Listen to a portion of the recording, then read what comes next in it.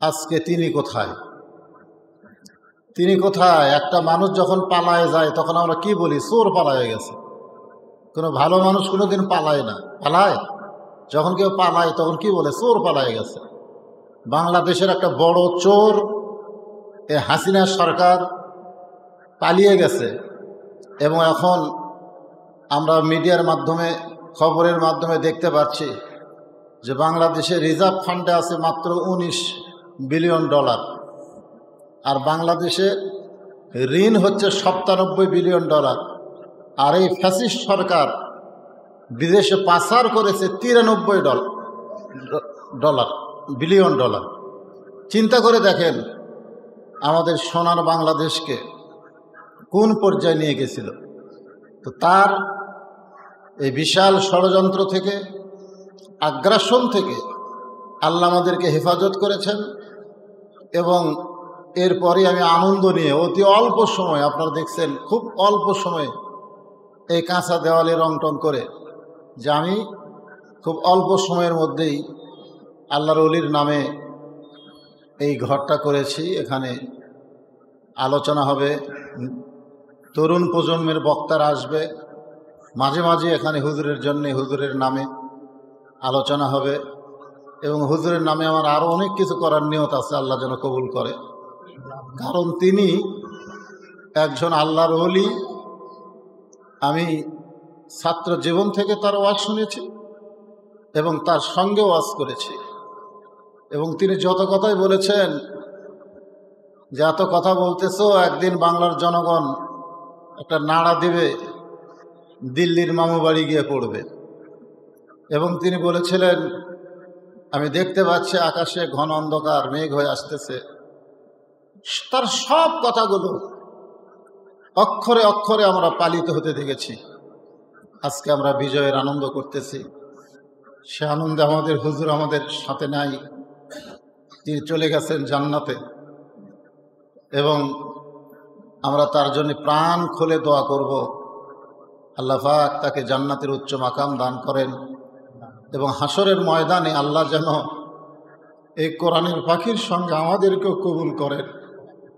দীর্ঘ 50টি বছর তিনি কোরআনের খেদমত করে তিনি জেলখানায় বন্দি জীবন কাটালেন। কত বড় কষ্ট বাংলার মুসলমানের জন্য। আর সেই কষ্টকে লাঘব করার জন্যে একটুখানি হলেও আমি তার নামে একটা অডিটোরিয়াম করেছি। আমার মনের মধ্যে একটা যেন শান্তি থাকে যে আমি হুজুরের জন্যে কিছু একটা করলাম। আমার বাবা মার জন্যে মাদ্রাসা করেছি। আপনারা জানেন যে ওই পাশে মহিলা মাদ্রাসা হয়েছে, হুজুরের নামে অডিটোরিয়াম হলো। ওস্তাদ শহীদ আল্লামা সাইদি হুজুর রহমতুল্লাহ আলাইয়ের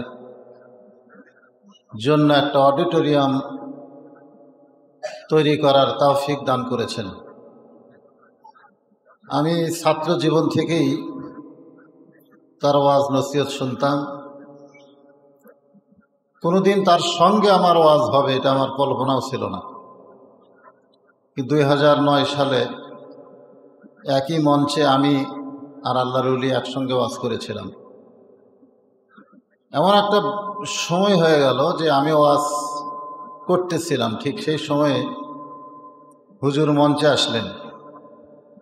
অনেক লোকেরা তাকে তাকবীর দিয়ে মঞ্চে নেওয়ার জন্য চেষ্টায় ছিলেন, কিন্তু হুজুর নিষেধ করলেন যে তরুণ একজন বক্তা, আমি খুব তরুণ ছিলাম তখন, সে এত সুন্দর আলোচনা করতেছে, আমি চুপি চুপি তার কাছে গিয়ে আলোচনা শুনব। আমি আলোচনা করতেই ছিলাম, হঠাৎ আমি আমার ডান দিকে তাকাই দেখি হুজুর বসে আছেন। আমি আশ্চর্য হয়ে গেলাম যে হুজুর মঞ্চে আসলেন, অথচ আমাকে জানানো হলো না। পরে শুনলাম হুজুরই নিষেধ করেছিলেন। যাই হোক, উনি বসে বসে 15 মিনিট পর্যন্ত আমার আলোচনা শুনলেন, এবং আলোচনা শেষ হওয়ার পরে তিনি আমাকে বুকের মধ্যে চেপে ধরলেন। আমি তার কপালে একটা চুমু দিলাম, এবং আমাকে বলল, বাবা, আমরা যদি নাও থাকি, তোমরা ইসলামের পথে কাজ করে যেও। আমার সেই কথাগুলো আজও আমার কানে বাজে। তিনি দুনিয়া থেকে সাধারণভাবে বিদায় হননি। বরং তাকে হত্যা করা হয়েছে। এই জন্য বাংলার বুকে কিন্তু অসংখ্য মাহফিলে তার জন্য গান গাওয়া হয়েছে যে আল্লামা সাঈদী তুমি মরণী, শহীদ হয়েছ, এটা আমরা সবাই জানি। এই শহীদ হওয়ার পিছনে হুজুরের একটা কথা বহু মাহফিল আমি শুনছি, এমনকি বগুড়ার বনানীর মাহফিলেও শুনেছি। তিনি সবসময় দোয়া করতেন, আল্লাহ তুমি আমাকে শাহাদতের মৃত্যু দিও। তো জেলখানার মধ্যে যদি তিনি মারা যেতেন তাহলে হয়তো তার এই দোয়া কবুল হতো না। এই জন্য জালেম সরকার, ফ্যাসিবাদী সরকার একটা সুস্থ মানুষকে জেলখানা থেকে হাসপাতালে নিয়ে গেলেন। আমরা সেও দৃশ্য দেখেছি, হুজুর হাসপাতালের বেডে বসে আছেন এবং তাকে হত্যা করা হলো, তাকে দুনিয়া থেকে বিদায় করে দেওয়া হলো। তখন থেকেই আমার মনের মধ্যে একটা কামনা যে মাদ্রাসা মসজিদ করেছি, এতিমখানা করেছি, হুজুরের নামে একটা কিছু করা দরকার। তো একটা ক্ষুদ্র হলেও, ছোট হলেও তার নামে একটা অডিটোরিয়াম, ইসলামী কালচার সেন্টার তৈরি করা হয়েছে। আজকে তার উদ্বোধনী।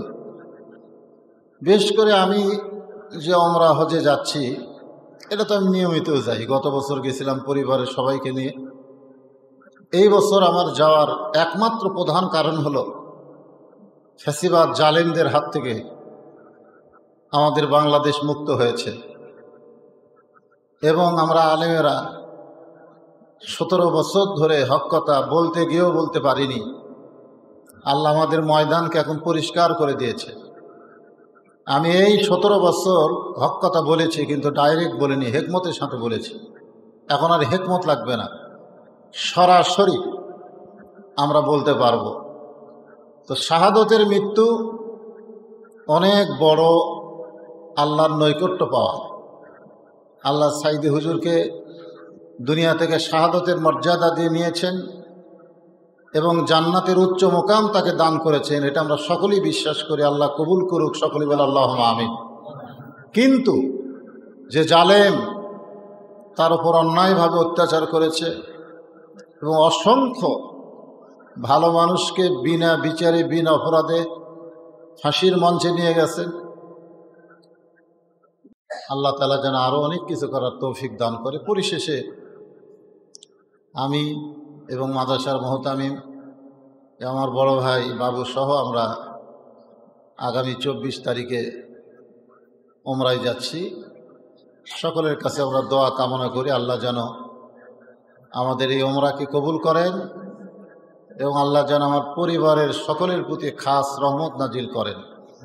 আল্লাহ যেন আবার সুস্থতার সাথে আপনাদের মাঝে ফিরে আসার তৌফিক দান করেন। সকলেই বলে আল্লাহুম্মা আমিন। আর মাদ্রাসার ছাত্রের জন্য আমার নসিহত হলো, তোমরা সবাই এক একজন আলেম হওয়ার চেষ্টা করো, এক একটা কোরআনের পাখি হওয়ার চেষ্টা করো। মাদ্রাসা ছুটি হয়ে গেলেই তোমরা বাড়িতে চলে যাও, আবার যেদিন মাদ্রাসা খোলা হয় সেদিন তোমরা আসো না, আস্তে আস্তে 2-4 দিন তোমরা দেরি করো। তো মাদ্রাসা বন্ধ হবে, বন্ধ হওয়ার যেদিন মাদ্রাসা খুলবে তোমরা সেই দিনে আসবে। আমি হুজুরকে বলে যাব, যারা মাদ্রাসা খোলার দিনই আসবে তাদেরকে পুরস্কৃত করা হবে। কয়জন ছাত্র মাদ্রাসা যেদিন খুললো সেই দিনে আসলো তাদের নাম আপনার নোট করে রাখবেন, আমি ব্যক্তিগতভাবে তাদের পুরস্কৃত করব। পরে যারা আসবে তারা আফসোস করবে যে আমরা কেন একদিন পরে আসলাম, 2 দিন পরে আসলাম। একটা ভালো পুরস্কার দেওয়া হবে তাদেরকে।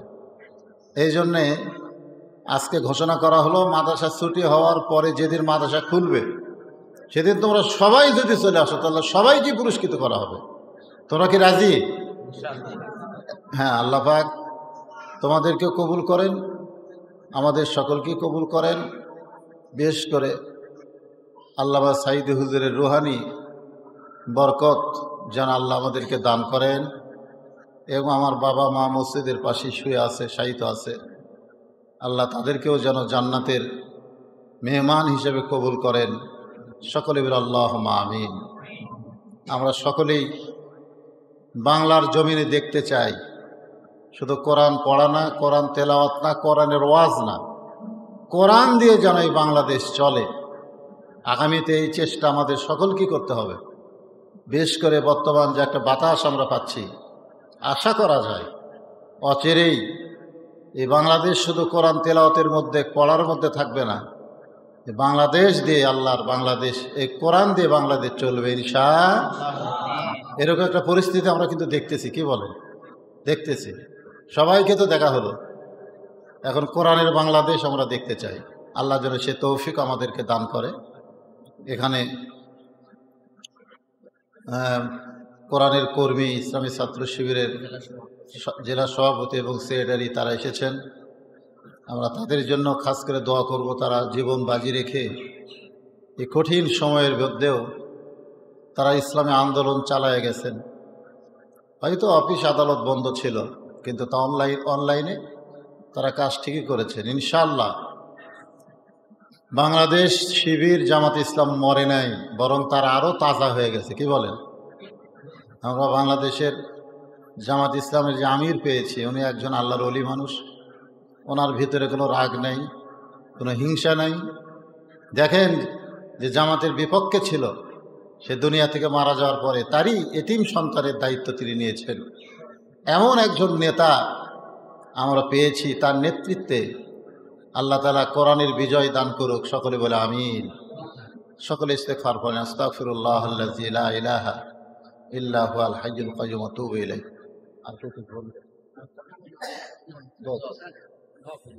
আল্লাহুম্মা আমিন। আল্লাহুম্মা আনতাস সালাম ওয়া মিনকাস সালাম তাবারাকতা ইয়া যাল জালালি ওয়াল ইকরাম। আয় আল্লাহ তাআলা, জোহরের নামাজ আদায় করার পরে আল্লাহ তোমার ওলির নামে অডিটোরিয়ামে আল্লাহ মাদ্রাসার বাচ্চা, ইসলামী সংগঠনের সাথীদেরকে নিয়ে, আলেমদের নিয়ে, হাফেজ বাচ্চাদের নিয়ে, মাসুম বাচ্চাদের নিয়ে তোমার রহমতের দরজায় দোকানা হাত তুলেছে। আল্লাহ মেহেরবানি করে আল্লামা সাইদি হুজুরের নামে অডিটোরিয়ামকে আল্লাহ কবুল করে নেন। আল্লাহ এখান থেকে প্রতি মাসে মাসে যেন কোরআনের পয়গাম হয়, আল্লাহ প্রোগ্রাম হয়, সে তৌফিক আপনি দান করে দেন। আল্লাহ খাস করে আল্লাহ যারা আমার সঙ্গে হাত তুলে আমিন আমিন করতেছে, বিশেষ করে মাদ্রাসার ছাত্র তালবে ইলম, তাদেরকে হক্কানি হাফেজ আলেম হিসাবে আল্লাহ আপনি কবুল করে নিন। আয় আল্লাহ, আমার জনম দুঃখনী মা বাবা মসজিদের পাশে শুয়ে আছে, আমার জামাইয়ের বাবা দুনিয়া থেকে বিদায় হয়ে গেছে, এইরকম আমাদের বাপ মা যাদের দুনিয়া থেকে কবরের ঘরে চলে গেছে, আল্লাহ দোয়া করি তাদের সকলের কবরকে জান্নাতের টুকরা বানায় দেয়। আল্লাহ খাস করে দোয়া করি শহীদ আল্লামা সাইদি হুজুরের কবরকে জান্নাতের উচ্চ মাকামে আল্লাহ আপনি কবুল করে দিন। আল্লাহ তার প্রদর্শিত পথে কোরআনের আন্দোলন করে বাংলার জমিনে কোরআনের বিজয় যেন আমরা দেখতে পারি, সে তৌফিক আল্লাহ আমাদের দান করে দেন। আল্লাহ জালেমের জুলুম থেকে আমাদের বাংলাদেশ মুক্ত হয়েছে, আল্লাহ সেই শুকরিয়া তার খুশি হয়ে আমি এবং মাদ্রাসার মোহতামিম বাবু ভাই ওমরা হজে যাওয়ার নিয়ত করেছি। আল্লাহ আগামী 24 তারিখে আমরা বাংলাদেশ থেকে মক্কা মদিনার উদ্দেশ্যে রওনা হব। আল্লাহ মেহেরবানি করে আমাদের ওমরা হজকে আল্লাহ আপনি কবুল করে নিন। আল্লাহ গোটা বাংলাদেশে অসংখ্য ছাত্র শহীদ হয়ে গেছে, সাধারণ মানুষ পর্যন্ত জীবন দিয়েছে। আল্লাহ আল্লাহ এখনো হাসপাতালে অনেকে অসুস্থ আহত অবস্থায় কাতরাতেছে। আল্লাহ সকলকেই ইসলামের জন্য, দ্বীনের জন্য কবুল করেন, আর যারা জীবন দিয়েছে তাদেরকে শাহাদতের মর্যাদা দান করে দেন। আল্লাহ আল্লাহ জালেমের পরাজয়, ইসলামের বিজয়, আল্লাহ এই বিজয়টাকে কিয়ামত পর্যন্ত আপনি কবুল করে নিন। আল্লাহ অন্যায়ভাবে যাদেরকে ফাঁসি দেওয়া হয়েছে, যাদেরকে হত্যা করা হয়েছে, আয়না ঘরের মধ্যে যাদেরকে বন্দি করে রাখা হয়েছিল, আল্লাহ আপনি সবই জানেন। এই জালেমের জুলুম থেকে আল্লাহ আপনি আমাদের হেফাজত করেছেন। আর কখনো যেন জালেমের জুলুম আমাদের উপরে না আসে আল্লাহ আপনি কবুল করে নিন। সুবহানা রাব্বিকা রাব্বিল ইজ্জাতি আম্মা ইয়াসিফুন ওয়া সালামুন আলাল মুরসালিন আলহামদুলিল্লাহি রাব্বিল আলামিন বিরহমাতিকা ইয়া আরহামার রাহিমিন। আসসালামু আলাইকুম ওয়া রাহমাতুল্লাহি ওয়া বারাকাতুহু। ছোট্ট একটা ঘটনা দিয়ে জিকিরের তাফসীর শুরু করব। নূহ আলাইহিস সালাম একটা নৌকা বানাচ্ছেন কাঠ দিয়া, ধর এখন কি দিয়া, এই জন্যই নৌকার কথা কইলাম। সামনে 7 তারিখে কিছু একটা হবে, ধর ঠিক। আমি গত রাত্রে যেখানে বললাম ভাই আগামী 7ই জানুয়ারি কি হবে, তো জনগণ যত আসলো সবাই বলল যা আসলো তাই হবে, মানে কিছুই হবে না, যা আসলো তাই। মধ্যখানে বাংলাদেশের 2000 কোটি টাকা নামে যাবে, ধরে এখন ঠিক কিনা ভাই, যা আসলো তাই।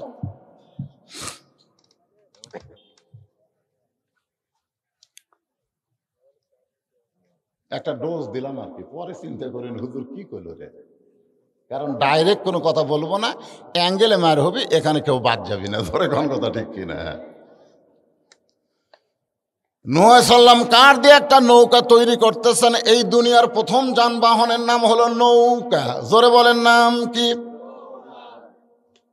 এমন সময় এক বুড়ি মানুষ এসে বলে বাবা নূহ, এই শুকনা জায়গায় নৌকা বানানোর কারণ কি?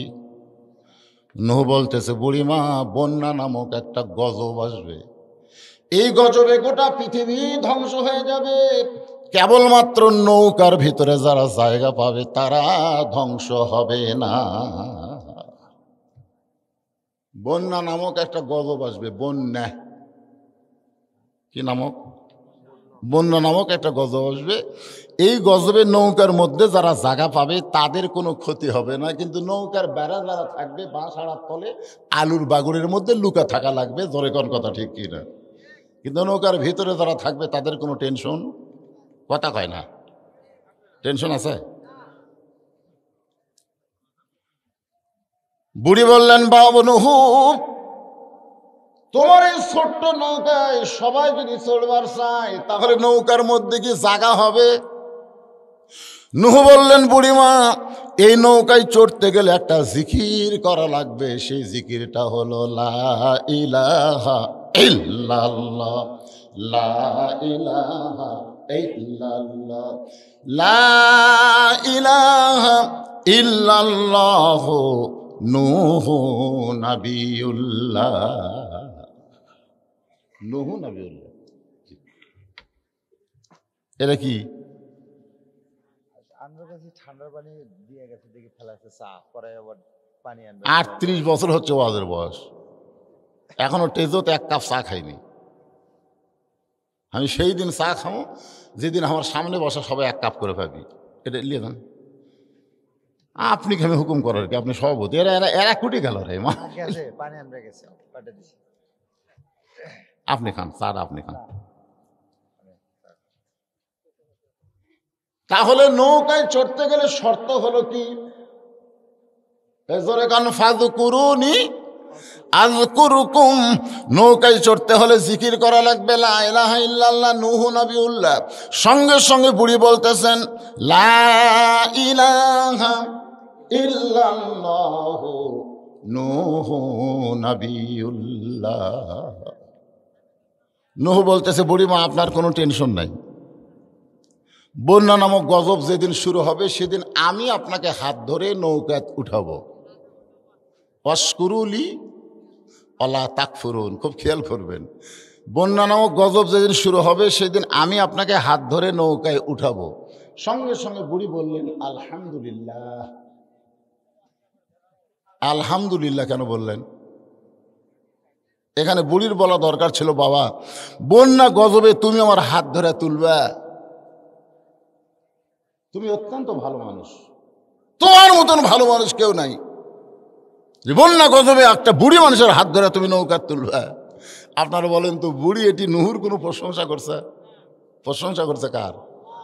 তাহলে প্রধানমন্ত্রী 564টা মসজিদ বানায় দিছে, এখানে প্রধানমন্ত্রীর কোনো প্রশংসা চলবে না, প্রশংসা করতে হবে আল্লাহর। জোরে কোন কথা ঠিক কিনা? প্রধানমন্ত্রী আমাকে রাস্তা বানা দিয়েছে, প্রধানমন্ত্রীর বাপের টাকা। এক কথা খেয়াল করবেন, অস্কুরুলি আল্লাহর কোরআন, এটি বাজে কোনো গপ্প চলবে না। আল্লাহর কোরআন অস্কুরুলি, শুকুর গুজার করতে হবে কার? যদি না করে অন্য কারো শুকুর গুজার করো, ওয়ালা তাকফুরুন, আল্লাহ বলেছেন কুফরি করো না, করলেই তুমি কাফের হয়ে যাবে, করলেই কাফের।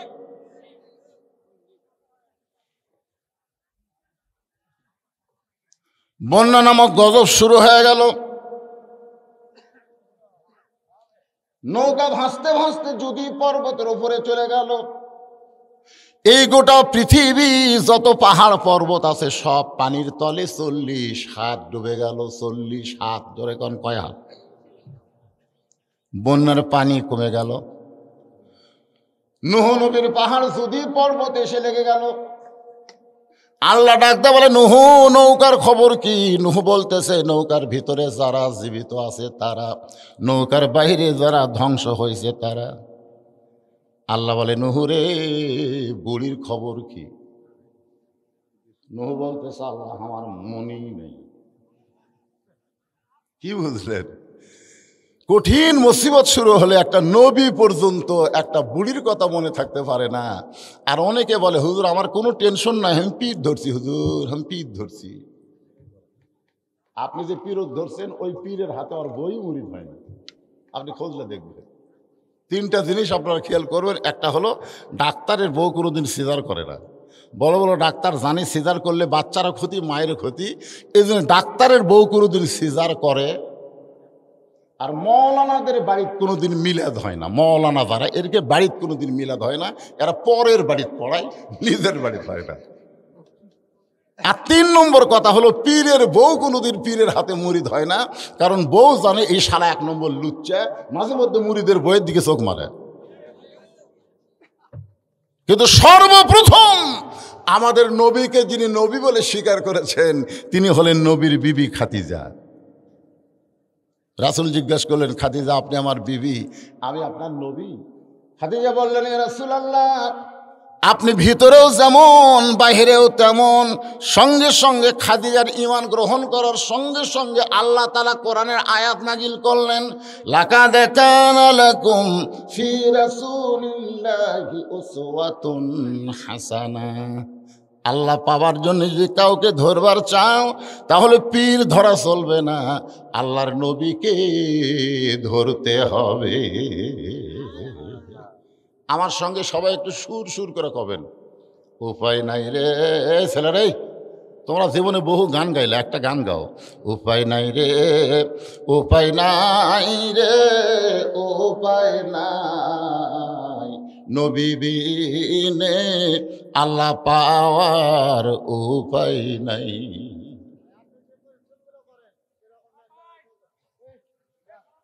নবী বিনে আল্লাহ পাওয়া যাবে, এই কথা শোনেন, অন্য কোনো দিকে হোক যা হয় হোক, নবী বিনে আল্লাহ পাওয়া যাবে?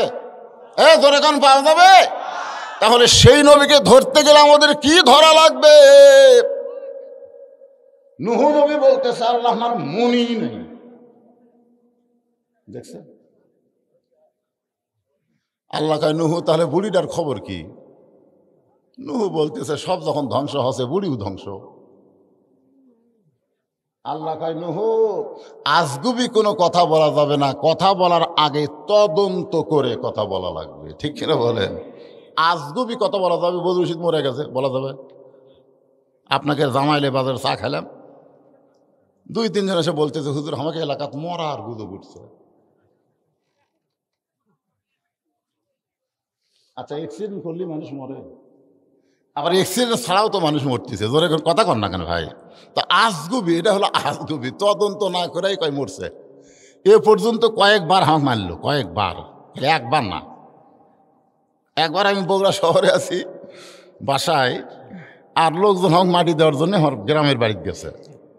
তা আব্বা তখন জীবিত আছিল, তখন আমাকে মোবাইল করে বলতেছে, বাবা তুই কুটি রে? আমি বললাম বাসার মধ্যে আছি। তাড়াতাড়ি আয়, তো কবর দেবে রাখছে। তুই তাড়াতাড়ি আয়, তো কবর দেওয়ার জন্য আছে। হ্যাঁ, এর নাম হলো আজগুবি। আজগুবি শেরপুরের মানুষ তো বুঝতেছেন, অজাতা, জোরে কন কি জাতা? অযথা কোনো কথা বলা যাবে না, তদন্ত করে দেখো। নূহ নবী তদন্ত করতে গিয়ে দেখে বুড়ি তো দূরের কথা, বুড়ের বাড়িটাও পর্যন্ত কিছুই হয় নাই। বুড়ি তো দূরের কথা, যে ঝুবড়ি বাড়ির থাকে ওই বাড়িও পর্যন্ত কিছু হয়নি। আমি তাইফে যে হালিমাতুস সাদিয়ার বাড়িতে গেলাম, হালিমাতুস সাদিয়ার বাড়ি, ওই বাড়িতে গিয়ে আমি 2 রাকাত নামাজ পড়লাম। রাসূলকে কোলে নিয়ে হালিমা লালন পালন করছে। ওই সময় যেমন বাড়ি ছিল এখনো তেমন বাড়ি আছে, কিয়ামত পর্যন্ত আল্লাহ ওই বাড়িটাকে হেফাজত করবে আমাদের জন্য। জোরে কোন সুবহানাল্লাহ। আশ্চর্য হয়ে গেলাম। সেই 1400 বছর আগে, 1500 বছর আগে নবীকে কোলে নিয়ে হালিমা দোল দিয়েছে, আর সেই বাড়ি এখন এইরকমই আছে। আমি মদিনাত গিয়ে দেখলাম মা ফাতেমার বাড়ি, যেরকম বাড়ি সেই রকমই আছে। যতই বন্যা হোক, গজব হোক, ঝড় হোক, এইগুলো আল্লাহ ধ্বংস করবে না। সিরু ফিল আরদ কাইফা কান আকিবাতুল মুকাজ্জিবিন, আল্লাহ কোরআনে বলেছেন ভ্রমণ করে দেখো মিথ্যাবাদীর পরিণতি কি আর সত্যবাদীর অবস্থা কি। এগুলো তোমরা ভ্রমণ না করলে বুঝবার পারবা না। এগুলো দেখা দরকার, দেখলে ইমান বাড়ে। ইমান বাড়ে না কমে? বাড়ে। হ্যাঁ, নূহ নবী ডাক দিলেন বুড়িমা, সঙ্গে সঙ্গে বুড়ি টোপলা নিয়ে হাজির। টোপলা। নূহ নবী বলতেছে বুড়িমা টোপলা কেন? বলে সাইজ হয়ে বসে আছি, যে কোনো সময় ডাক আসবি। যেরকম ঠিক না, আগে থেকে সাইজ হয়ে বসে থাকা লাগবে, সাইজ হইয়া বসে থাকা লাগবে। আল্লাহ বলেছেন লা তামুতুন্না ইল্লা ওয়া আনতুম মুসলিমুন, মৃত্যুবরণ করো না যতক্ষণ তুমি মুসলমান না হবে। যে কোনো সময় তোমাদের সামনে মৃত্যু আসবে, তোমাদেরকে সাইজ হয়ে মৃত্যুর সামনে দাঁড়াতে হবে। জোরে কোনো কথা ঠিক কিনা? সাইজ হয়ে আল কাটতে কাটতে মরতেছে, দুনিয়াদারি বিল্ডিং করতে করতে মরতেছে, সাইজ হওয়ার টাইম পায়নি। সাইজ সাইজ সাইজ বোঝেন? কিন্তু যেদিন ডাক পড়িবে কবর মাঝে যাইতে, জোগাড় কিছু করছো বন্ধু তার মাঝে বিছাইতে। ডানে কবর বামে কবর, ডানে কবর বামে কবর, নিচে কবর আছে যে, ওপর দিকে ছায়া দেখো বাঁশের ছাউনি দিছে কে।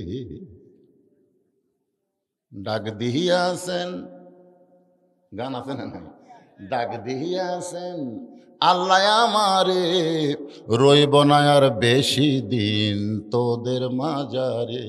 চলতে পথে 2 দিন থামিলাম, যাবার কালে একজন আরো দেখা না পাইলাম। কত জনকে কত কি দিলাম, যাবার কালে একজন আরো দেখা না পাইলাম। ও আমার সাদের মালা যাই রে ছিঁড়ে, রইব না আর বেশি দিন তোদের মাজারে। 1 নম্বরে যাবেন? যান, ঘুরে আসেন। হ্যাঁ, তাও বলছে ঠিক আছে, চাদরও নিয়ে যাবেন, থুয়ে যান চাঁদ, যদি আপনি চান, যদি আপনি চান।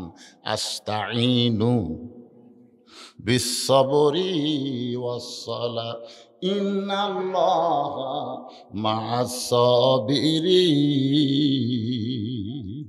যদি আপনি চান 600 পাখা লাগবে না, 1 পাখার বাতাস দিব, আগুনের চুলা সাগরের মধ্যে গিয়ে নিভে যাবে। ইব্রাহিম নবী মুচকে মুচকে হাসে।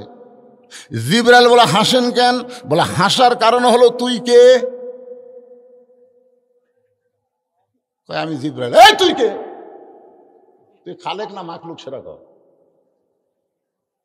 হচ্ছে আমি মাখলুক, আল্লাহ হচ্ছে খালেক। খালেক কে? আর আমরা? আপনারা বলেন তো ফেরেশতা বড় না মানুষ বড়? আল ইনসানু আশরাফুল মাখলুকাত। ইব্রাহিম আলাইহিস সালাম বললেন জিবরাইল তুমিও মাখলুক আমিও মাখলুক। একজন মাখলুক একজন মাখলুকের কাছে কোনোদিন সাহায্য চাইতে পারে? হাসবি আল্লাহু পড়েন, হাসবি আল্লাহু নিমাল ওয়াকিল অনিমাল মৌলা অনিমান নাসির। আল্লাহ কয় ইব্রাহিম চড়কের উপরে তুই আমাকে স্মরণ করলি, আমি আল্লাহ ভুলে যাইনি রে। যেখানে তোকে ফেলে দেওয়া হবে আমি ঘোষণা করলাম কুলনা ইয়া নারু কুনি বারদাও ওয়া সালামান আলা ইব্রাহিম। আল্লাহ বলে ফাযকুরুনি আযকুরকুম। সুবহানাল্লাহ। এখন বাংলাদেশে আপনারা কাক স্মরণ করতেছেন? কাক? আল্লাহ। বক্তারা পর্যন্ত চারিদিকে তাকায় থেকে বাস করে, এরকম আগে দেখে নাকি আজরাইল ধরার চাইতে পুলিশ ধরার চিন্তা বেশি। যারা আজরাইল ধরার টেনশন করে না, পুলিশ ধরার টেনশন করে, এরা আর যাই হোক ঈমান নিয়ে কবরে যাবার পারবে না। জোরে কোন কথা ঠিক কি না? আমি আগে বলতাম চোরের মন, আর এখন আমি বলি ভালো মানুষের মন। একটা চোরও ভয় করে না। চোর সিনা টান করে ঘরে, মসজিদের চারিধারে ঘরে, আর কয় হামাকের ভয়ে, হামাকের ভয়ে সব ভালো জুতা মসজিদের মধ্যে গেছে রে, হামাকের ভয়ে। দুই চোরের ভয়ে সব লোক দামি জুতা মসজিদের মধ্যে তুলছে। আসেন একটু মনোযোগ দিয়ে শুনবেন। এই কোরআনকে লক্ষ্য করে আল্লাহ বলেছেন ইন্না নাহনু নাযালনা যিকরা যিকরা যিকরা ওয়া ইন্না লাহু লাহাফিজুন। এই একজন আল্লাহু আকবার। আসলে বাংলাদেশের যারা বড় বড় দল করে না, বড় বড় দল আওয়ামী লীগ, বিএনপি, এই দলের লোকেরা কিন্তু আল্লাহু আকবার কয় না। জোরে কোন কথা ঠিক কিনা? আপনি খোঁজলে দেখবেন ওদের মিছিলে কোনোদিন আল্লাহু আকবার স্লোগান হবে না।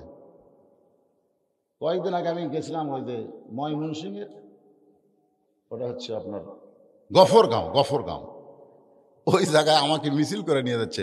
প্রধান বক্তার আগমন, শুভেচ্ছা স্বাগতম, জয় বাংলা। আমি কইলাম কে রে ভাই, জয় বাংলা না কে আল্লাহু আকবার করতে? না হুজুর, আমাদের এলাকাত এই স্লোগান চলে না। প্রধান বক্তাকে নিয়ে যাচ্ছে, তাও জয় বাংলা কর।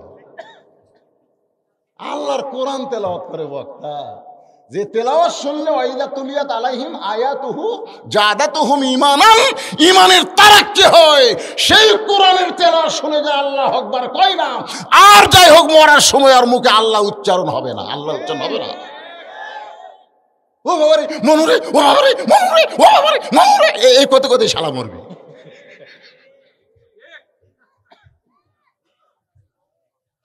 কি কোরআন তেলাওয়াত হয় এই সাইড থেকে কে জানো, তাও দুর্বল আসতে আল্লাহু আকবার। আপনি হওয়ার থেকে মরা পর্যন্ত সুবহানাল্লাহ জিকির করেন, আল্লাহ খুশি হবি, শয়তান সরবি না, ওটি থাকবি। আপনি হওয়ার থেকে মরা পর্যন্ত আলহামদুলিল্লাহ জিকির করেন, আল্লাহ খুশি হবে, কিন্তু শয়তান বেজার হবি না। একবার খেলে আল্লাহু আকবার বলেন, শয়তান এত জোরে দৌড় মারবি আর পিছন দিক দিয়ে বাতাস বাতাবে, ওরে বাবা রে। শয়তান তাড়ানোর তাকবীর হলো লিল্লাহি তাকবীর।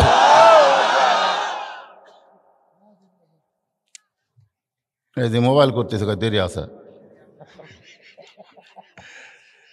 অসুবিধা নেই। জরুরি কোনো কল আসতে পারে, জরুরি। হ্যাঁ, আপনার মোবাইল বন্ধ করে রাখেন, সব চলবে। সব চলবে না? আপনি মনে করতেছেন হামাক ছাড়া কিছু চলবে না, আপনি মরার অভিনয় করে দেখেন, একদিন খালি মরার অভিনয় করে দেখেন, দেখবেন সবই চলবে। আপনি ছাড়াই সব চলবে, আপনি কিছুই না করেন। মনে করতেছেন বিরাট কিছু, খালি মরিয়া দেখেন, তাড়াতাড়ি কুটি থোয়া লাগবে। সেই গরম ভাই, থাক আস্তে আস্তে খাই। তো কি বলতেছি মনে আছে তো আপনাদের? ফাযকুরুনি আযকুরুকুম ওয়াশকুরুলি ওয়ালা তাকফুরুন। এইটা বলতে বলতে আমি বলতেছি ইন্না নাহনু নাযালনা যিকরা। তাহলে এই কোরআনটাও হলো একটা জিকির। কোরআনের এক নাম কি? জিকির। হ্যাঁ, তাহলে এখন বলেন তো, কোরআন যে জিকির আল্লাহ বলল, এর পিছনে কারণ কি? 37 জন মক্কার বাসা বাসার নেতা আল্লাহর বাড়ির চারিধার ঘেরাও করছে। 37 জন, তারকে হাতে তলোয়ার লাঠি বললাম, নবীর বাড়ির চারিধার ঘেরাও করছে। নবী খালি বাড়ির থেকে বাড়ালি পিটাই মারবি। নবী আলী গিয়ে বলতেছে, আলী তুই আমার বিছনার ঘুম পাড়, তুই আমার বিছনার মধ্যে ঘুমায়া যা। আলী বলতেছে, হুজুর আমি আপনার বিছনায় কেন ঘুমাবো? রাসূল বললেন, আল্লাহ হিজরত করার হুকুম দিছে। আলী বলতেছে, ইয়া রাসূলুল্লাহ, এতদিন আপনার বাড়ি কেউ ঘেরাও করলো না, তখন আল্লাহ হিজরতের হুকুম দিল না। আজকে লাঠি সোটা নিয়ে আপনাকে মারার জন্য যখন রেডি, এই সময় আল্লাহ আপনাকে বের হবার বলতেছে। আমার মনে হয় আল্লাহ আপনাকে মার খেলাবে না। এতদিন মক্কার কেউ আপনার বাড়ি ঘেরাও করেনি, তখন আল্লাহ আপনাকে হিজরতের হুকুম দেয়নি। আজকে সবাই লাঠি সোটা নিয়ে যেভাবে দাঁড়িয়ে আছে, খালি বের হলেই মারবে। আর এই সময় আল্লাহ আপনাকে হিজরতের হুকুম করতেছে। আল্লাহ কে, আলী তুই ছোট মানুষ, তুই বুঝবে না, যা ঘুম পাড়। নবীর কথা মতো হযরত আলী ঘুমায়া যায়। গভীর রাত্রে আল্লাহর নবী দরজা খুলে দেখে নেতাগুলো লাঠি নিয়ে, বল্লম নিয়ে, বর্ষা নিয়ে দাঁড়ায় আছে। রাসূল বলে, আল্লাহ, ঈসা আলাইহিস সালামকে আপনি ঘরের ছাদ ফাঁকা করে আসমানে নিয়ে গেলেন, আর আমাকে আপনি এদের ভিতর দিয়ে হিজরত করতে বলতেছেন। আল্লাহ আমি কি করব? আল্লাহ বলে, আপনাকে একটা পারমাণবিক বোমা দিয়েছি, যেই বোমার নাম হলো কোরআন। জোরে করেন সুবহানাল্লাহ। এই কোরআন থেকে কয়েকটা আয়াত তেলাওয়াত করে এক মুঠি বালির মধ্যে ফুঁক দেন। ফুঁক দেওয়ার পরে বালি উপর দিকে ছিটায় দেন। নবী যখন বালি ছিটায় দিয়েছে, সব বালিগুলো 37 জন নেতার চোখের মধ্যে ঢুকে গেছে। সবাই খালি চোখ, বালু যদি চোখ ঢোকে কি করবি? হাতের লাঠি পড়ে গেছে, লাঠি ফেলে দিয়ে চোখ ঢুকতেছে। রাসূল কয়, আল্লাহ এই শুধুকে আবু জেহেল আর আবু সুফিয়ান মারিয়া আমি যাওয়ার পারবো, ওরা যে হারে চোখ ঢলতেছে, এখন মারতে কোনো অসুবিধা আছে? আল্লাহ কইল, না, এই কয়জনই মরবি, তবে আজকে না। ইন্না নাহনু নাযালনা যিকরা, একটু মনোযোগ দিয়ে শুনবেন। আজকে নয়, আজকে আপনি হিজরত করেন। গভীর রাত্রে আবু বকরের বাড়ির দরজায় আস্তে করে ঠোকা মারছে, সঙ্গে সঙ্গে দরজা খুলে যায়। রাসূল বলে, আবু বকর, আমি যে তোমার বাড়ির দরজায় আসতেছি এইটা তুমি আগে থেকেই জানতে? বলে, 6 মাস আগে আপনি বলেছিলেন একদিন গভীর রাত্রে মক্কা ছেড়ে মদিনায় হিজরত করা লাগবে, আমাকে সঙ্গে করে আপনি মদিনায় যাবেন। সেদিন থেকে আজ পর্যন্ত কোনো রাত্রিবেলা আমি ঘুমাইনি। রাসূল বললেন, চলো যাই। যেই বলছে চলো যাই, নবীর সঙ্গে সঙ্গে রওনা দেয়। রাসূল বলে, আবু বকর, একটা বার কি বাড়ির মধ্যে ঢুকবা না? তোমার বিবি বাচ্চার কাছে কি একটা কথাও বলবা না?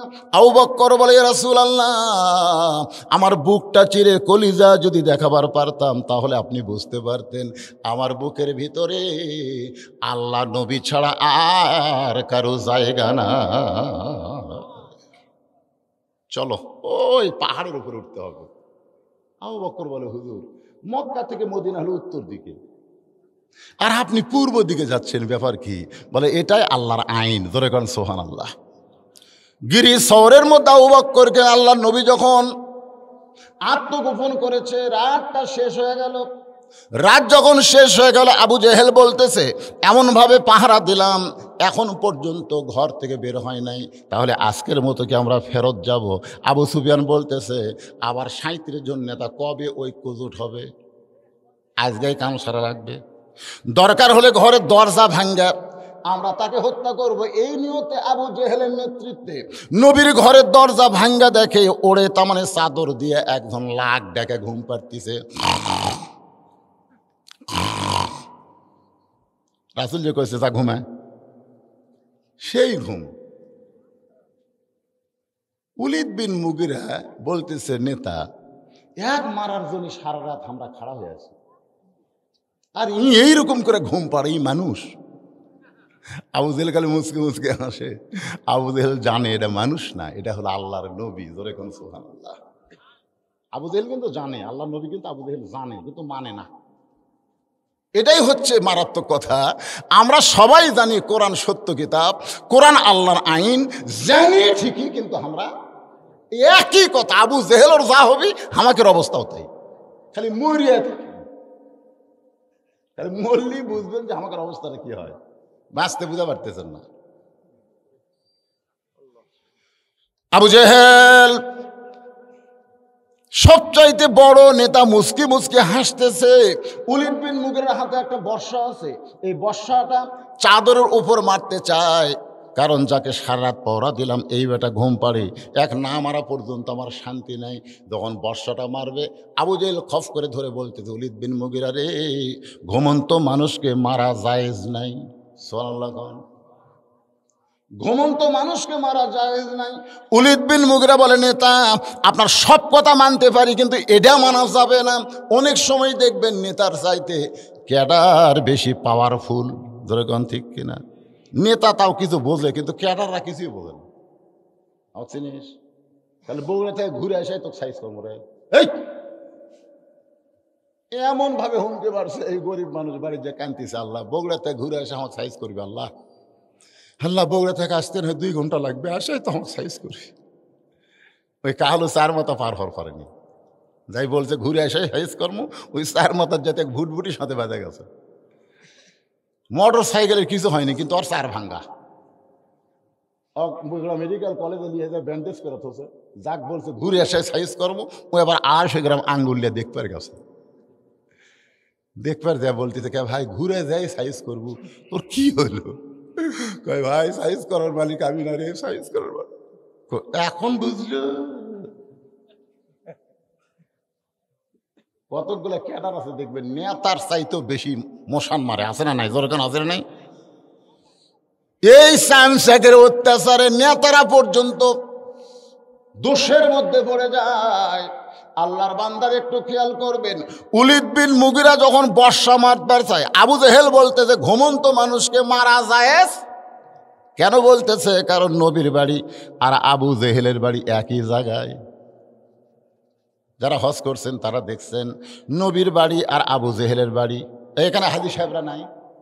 আবু জেহেলের বাড়ি থেকে পশ্চিম দিকে 200 মিটার হলো আল্লাহর কাবা ঘর, আর মাত্র 150 মিটার পূর্ব দিকে নবীর বাড়ি হলো লা ইলাহা ইল্লাল্লাহ, আর পূর্বে হলো মুহাম্মাদুর। আবু জেহেলের মতন ভাগ্যবান মানুষ পৃথিবীতে কেউ নেই। ওই যে কাবা, ওই যে রাসূল। হায় হায়, তারপরেও শালা 1 নম্বর খারাপ, নামাজ পড়ে না পারে। মসজিদের কাছেই বাড়ি, আকামত দিলে শোনা যায়, এরপরেও এই মসজিদে আসে না। কথা কন এরকম নাই? মসজিদের কাছেই বাড়ি, আকামত দিলে ওর বাড়িতে শোনা যায়, এরপরেও নামাজ পড়ে না। ওই কিন্তু আবু জেহেলেরই লোক, কিন্তু মুসলমান নাম ধারণ করতেছে। একটু মনোযোগ দেবেন। আবু জেহেল বলতেছে, উলিদ বিন মুগিরা রে, ঘুমন্ত মানুষকে মারা চলবে না। উলিদ বিন মুগিরা কয় আমি মারবই। এই মারবই কই, আবার যখন বর্ষা মারছে খপ করে আবু জেহেল ধরছে, এই তুই আমার কথা শুনিস না কেন? আল্লাহ নবীর যত শত্রু ছিল, সবচাইতে খারাপ শত্রুর নাম হলো, সবচাইতে বড় শত্রু হলো আবু জেহেল। আবু জেহেল, হ্যাঁ, কিন্তু সবচাইতে খারাপ শত্রু হলো উলিদ বিন মুগিরা। হ্যাঁ, মুগিরা মাঝে মধ্যে রাসূলকে গালি দিত। একদিন নবী সাহাবীদেরকে নিয়ে ওয়াজ করতেছে, আর সঙ্গে সঙ্গে মুগিরা বলছে, এই মুসলমানের নবী, তুই যদি এতই ভালো হবি তো জন্মের আগে তোর বাপ মরলো কে? আচ্ছা, জন্মের আগে বাপ মরলো, এটা নবীর দোষ? কেউ যদি বলে হুজুর আপনি এতই ভালো হবেন, তাহলে এত কালো কেন? আমি কালো হচ্ছি, এটা আমার দোষ? আমার বাপ পর্যন্ত, আমার বাপ যে আমাকে জন্ম দিয়েছে সেই আমাকে ডাক দিয়েছিল কালু, কয়ে কালু, মানে এত কালো, সেদিন নাম দিয়েছিল কি কালু। আর বাপ মরে গেছে, আল্লাহ জান্নাত দেখ। এই কালু নাম কিন্তু আমি যখন বড় হলো তখন সবাই, এ কালু, এক সন্তোষ হতো কালু। আমার এতই খারাপ, আমি কালু নাকি? চিন্তা করে দেখেন, জন্মের আগে নবীর বাবা মারা গেছে, এটা কি নবীর দোষ?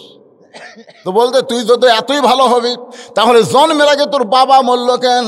সঙ্গে সঙ্গে নবীর চোখ দিয়ে পানি পড়তেছে। শিশুকালে মইরা গেছে মা, গর্ভে থাকতে মরছে পিতা, নবী চোখে দেখলেন না। কে করিবে লালন পালন, কে দিবে সান্ত্বনা, এই দুনিয়ার বড় এতিম নবী ছিলেন একজনা। নবীর চোখ দিয়ে দর দর করে পানি পড়তেছে। নবীর চোখের পানি আল্লাহ সহ্য করতে না পেরে বলে, নবী গো, যে উলিদ বিন মুগিরার কথাটা দ্বারা আপনি কষ্ট পাইলেন, এই উলিদ বিন মুগিরাকে আপনি চিনেন? আল্লাহ রাসূল বলে, ও হলো মুগিরার বেটা অলিদ। আল্লাহ কয়, নবী গো, ও মুগিরার বেটা অলিদ না, উতুল্লিম বাদা জালিকা জানিম, ও হলো যারো তো সন্তান। একমাত্র যারও সন্তান ছাড়া নবীরে কেউ আবল তাবল বলতে পারবে না।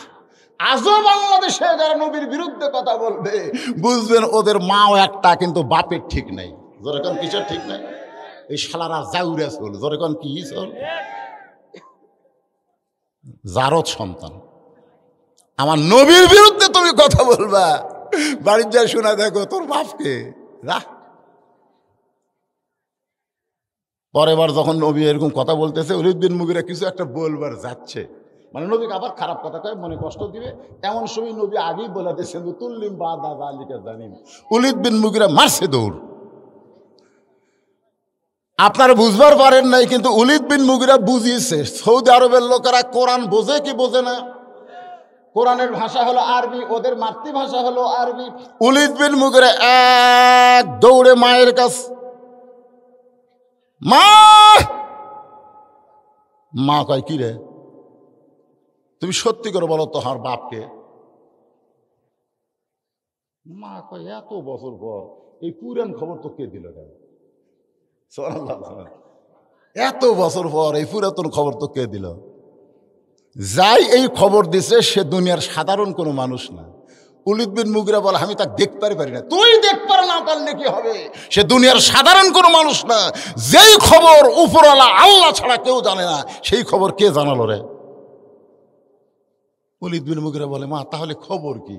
বলে, খবর হলো তোর বাপ ব্যবসার কাজে বাইরে গেছে। আমি তখন নতুন বউ, এই জুয়ান তাগড়া বউ থুয়া মালয়েশিয়ার যাওয়া, ইয়ার কি মারতেছেন? পরকিয়া বাংলাদেশে বাড়িছে না কমিছে? কথা কয় না, কথা কয় না। তুমি যদি মালয়েশিয়া সৌদি আরব যাওয়ার চাও, তাহলে 2-4টা ছোলের মাও করে থুয়ে যাও। জোরে করে কথা ঠিক কিনা? 2-4টা ছোলের মাও করে থুয়ে, অর্ধেক আর কেউ তাকাবি না সে অবস্থায় যাও। একে টাকরা থুয়ে চলে যাও। তার মানে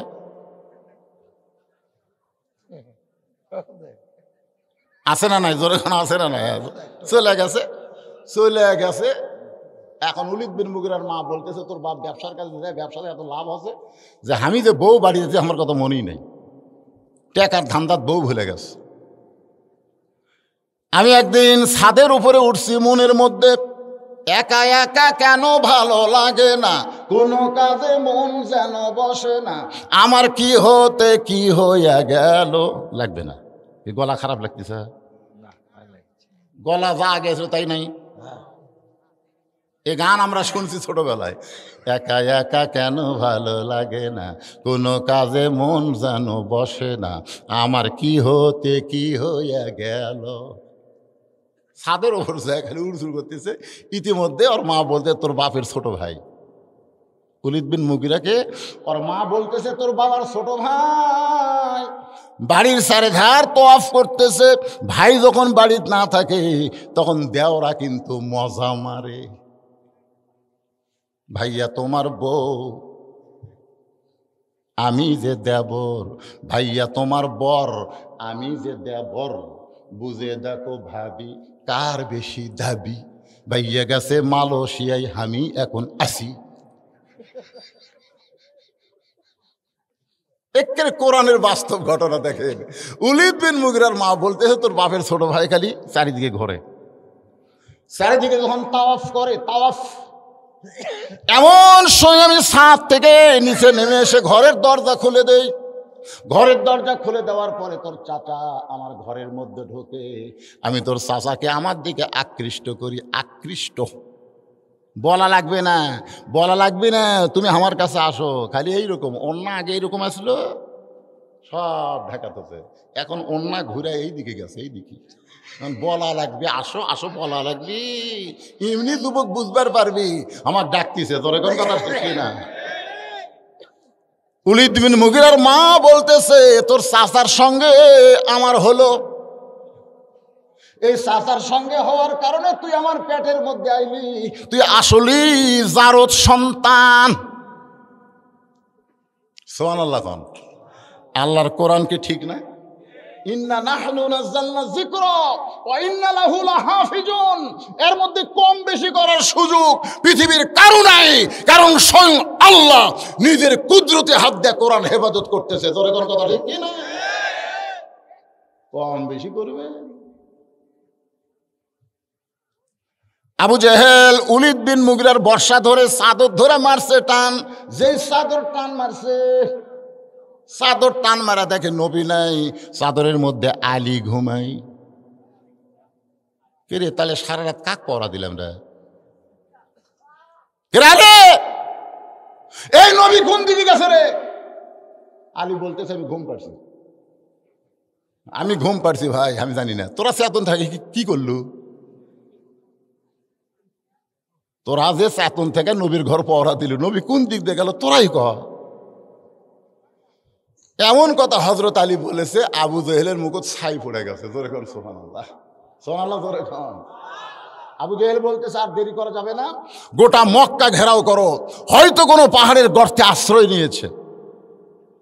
এই কথা বলে 37 জন নেতা নিয়ে আবু জেহেল যখন যাবার চায়, এমন সময় হযরত আলী এভাবে বুড়ে আঙ্গুল, আমার দিকে তাকান, ওই 37 জন নেতাকে লক্ষ্য করে এরকম বুড়ে আঙ্গুল ঘুরাই। আবু সুফিয়ান বলে, নেতা ই চাদরের মধ্যে ঘুম পাড়া নবী হারাছে, কারণ আমরা জানলাতে বারবার দেখছি না শুয়ে আছে, কিন্তু এই যে শুয়ে আছে সেটা আমরা জানি। ই নবী একবার হওয়ার সাহায্য করছে, একই শেষ করা লাগবে।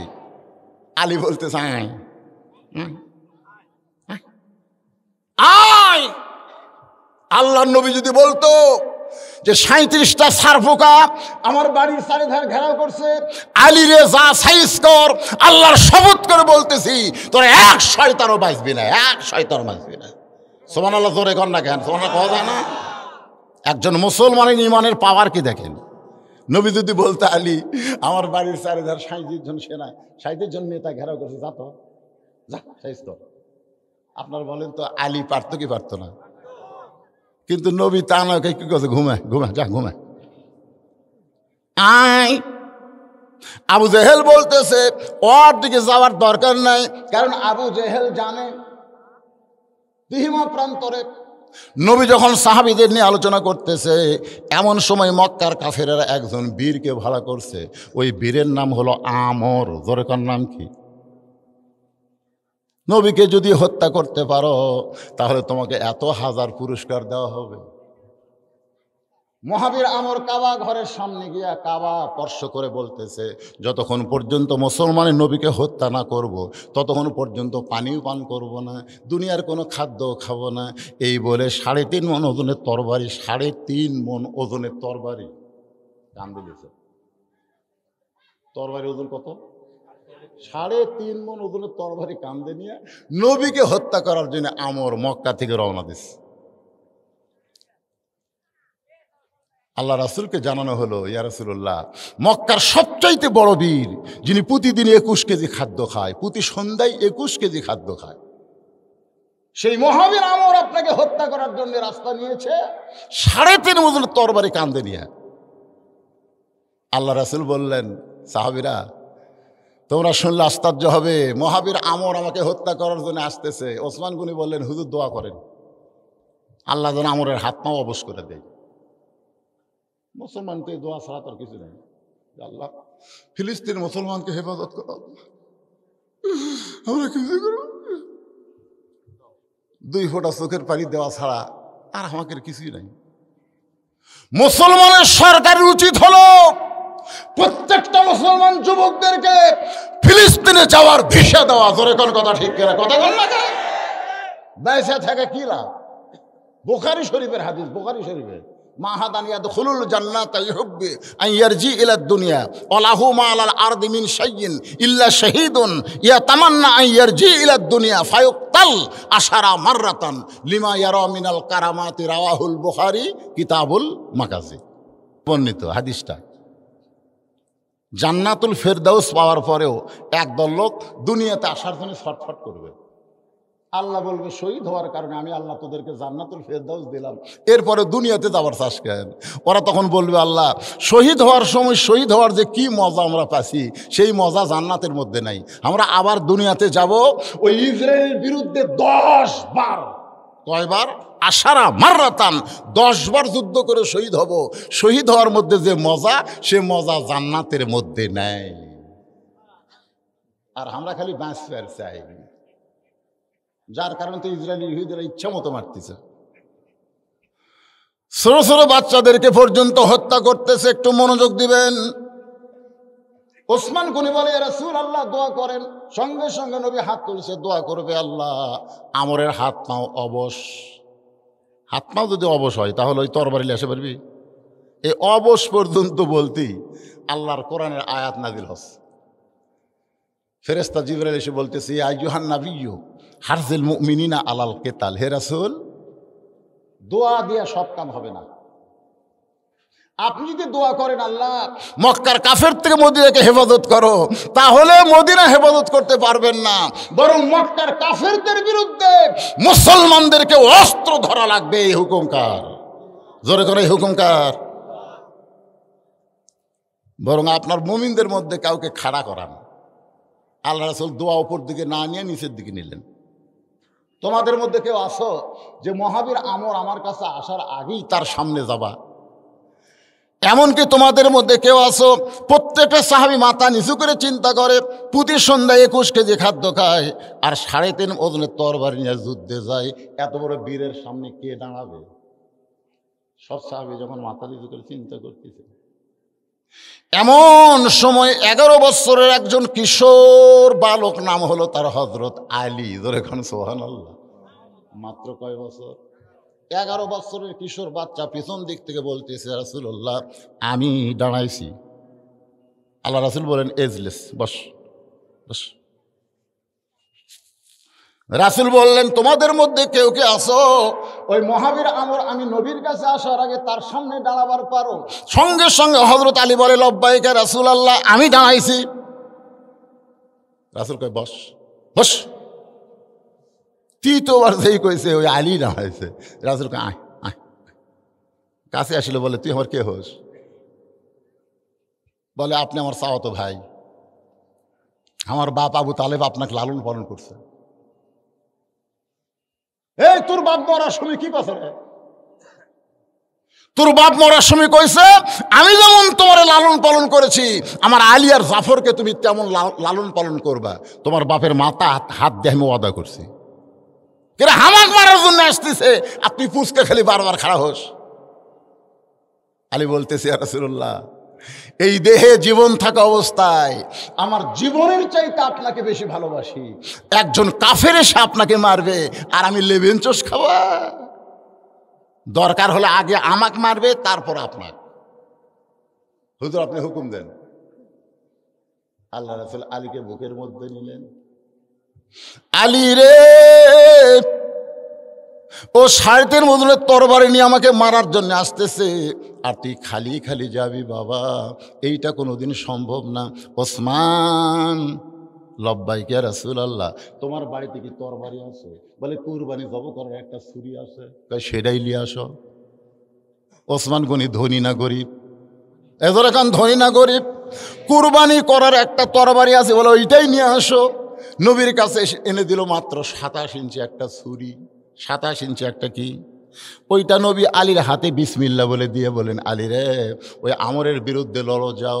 হযরত আলী মারতেছে দৌড়, পিছন দিক থেকে আল্লাহর নবী চিৎকার করবে আলী রে তোকে যাবার বলছি তাই বলে দৌড়ে দৌড়ে যাস। আলী বলতেছে রাসূলুল্লাহ এতক্ষণ কাফের আমর হয়তো অনেক দূর পর্যন্ত আইছে, আমি যদি আসতে যাই তাহলে আরও আসবে, এই জন্য দৌড়ে দৌড়ে যাই। আপনার পবিত্র চেহারা দেখার আগে আমি আলী ওকে জাহান্নামে পাঠাবার চাই লিল্লাহে তাকবীর। আপনার পবিত্র চেহারা দেখার আগেই 27 ইঞ্চি চাকু, 27 ইঞ্চি কি যেটা কুরবানি জব করে তার নাম কি? আর যেটা চামড়া ছেলে চাকু, 3.5 ওজনের তরবারির কাছে 27 ইঞ্চি, এটা কি ছুরি? চাকুলি আমরের সামনে দাঁড়াচ্ছে, আমর সেই হাসি, এটাই মুসলমান। মুসলমানের নবীকে বাঁচালে তুমি তুই, এই তোর বাপের নাম কি, তোর নাম কি রে? আলী আমরের মুখের দিকে তাকায় চাকু দিয়ে সামনে একটা দাগ দেয়।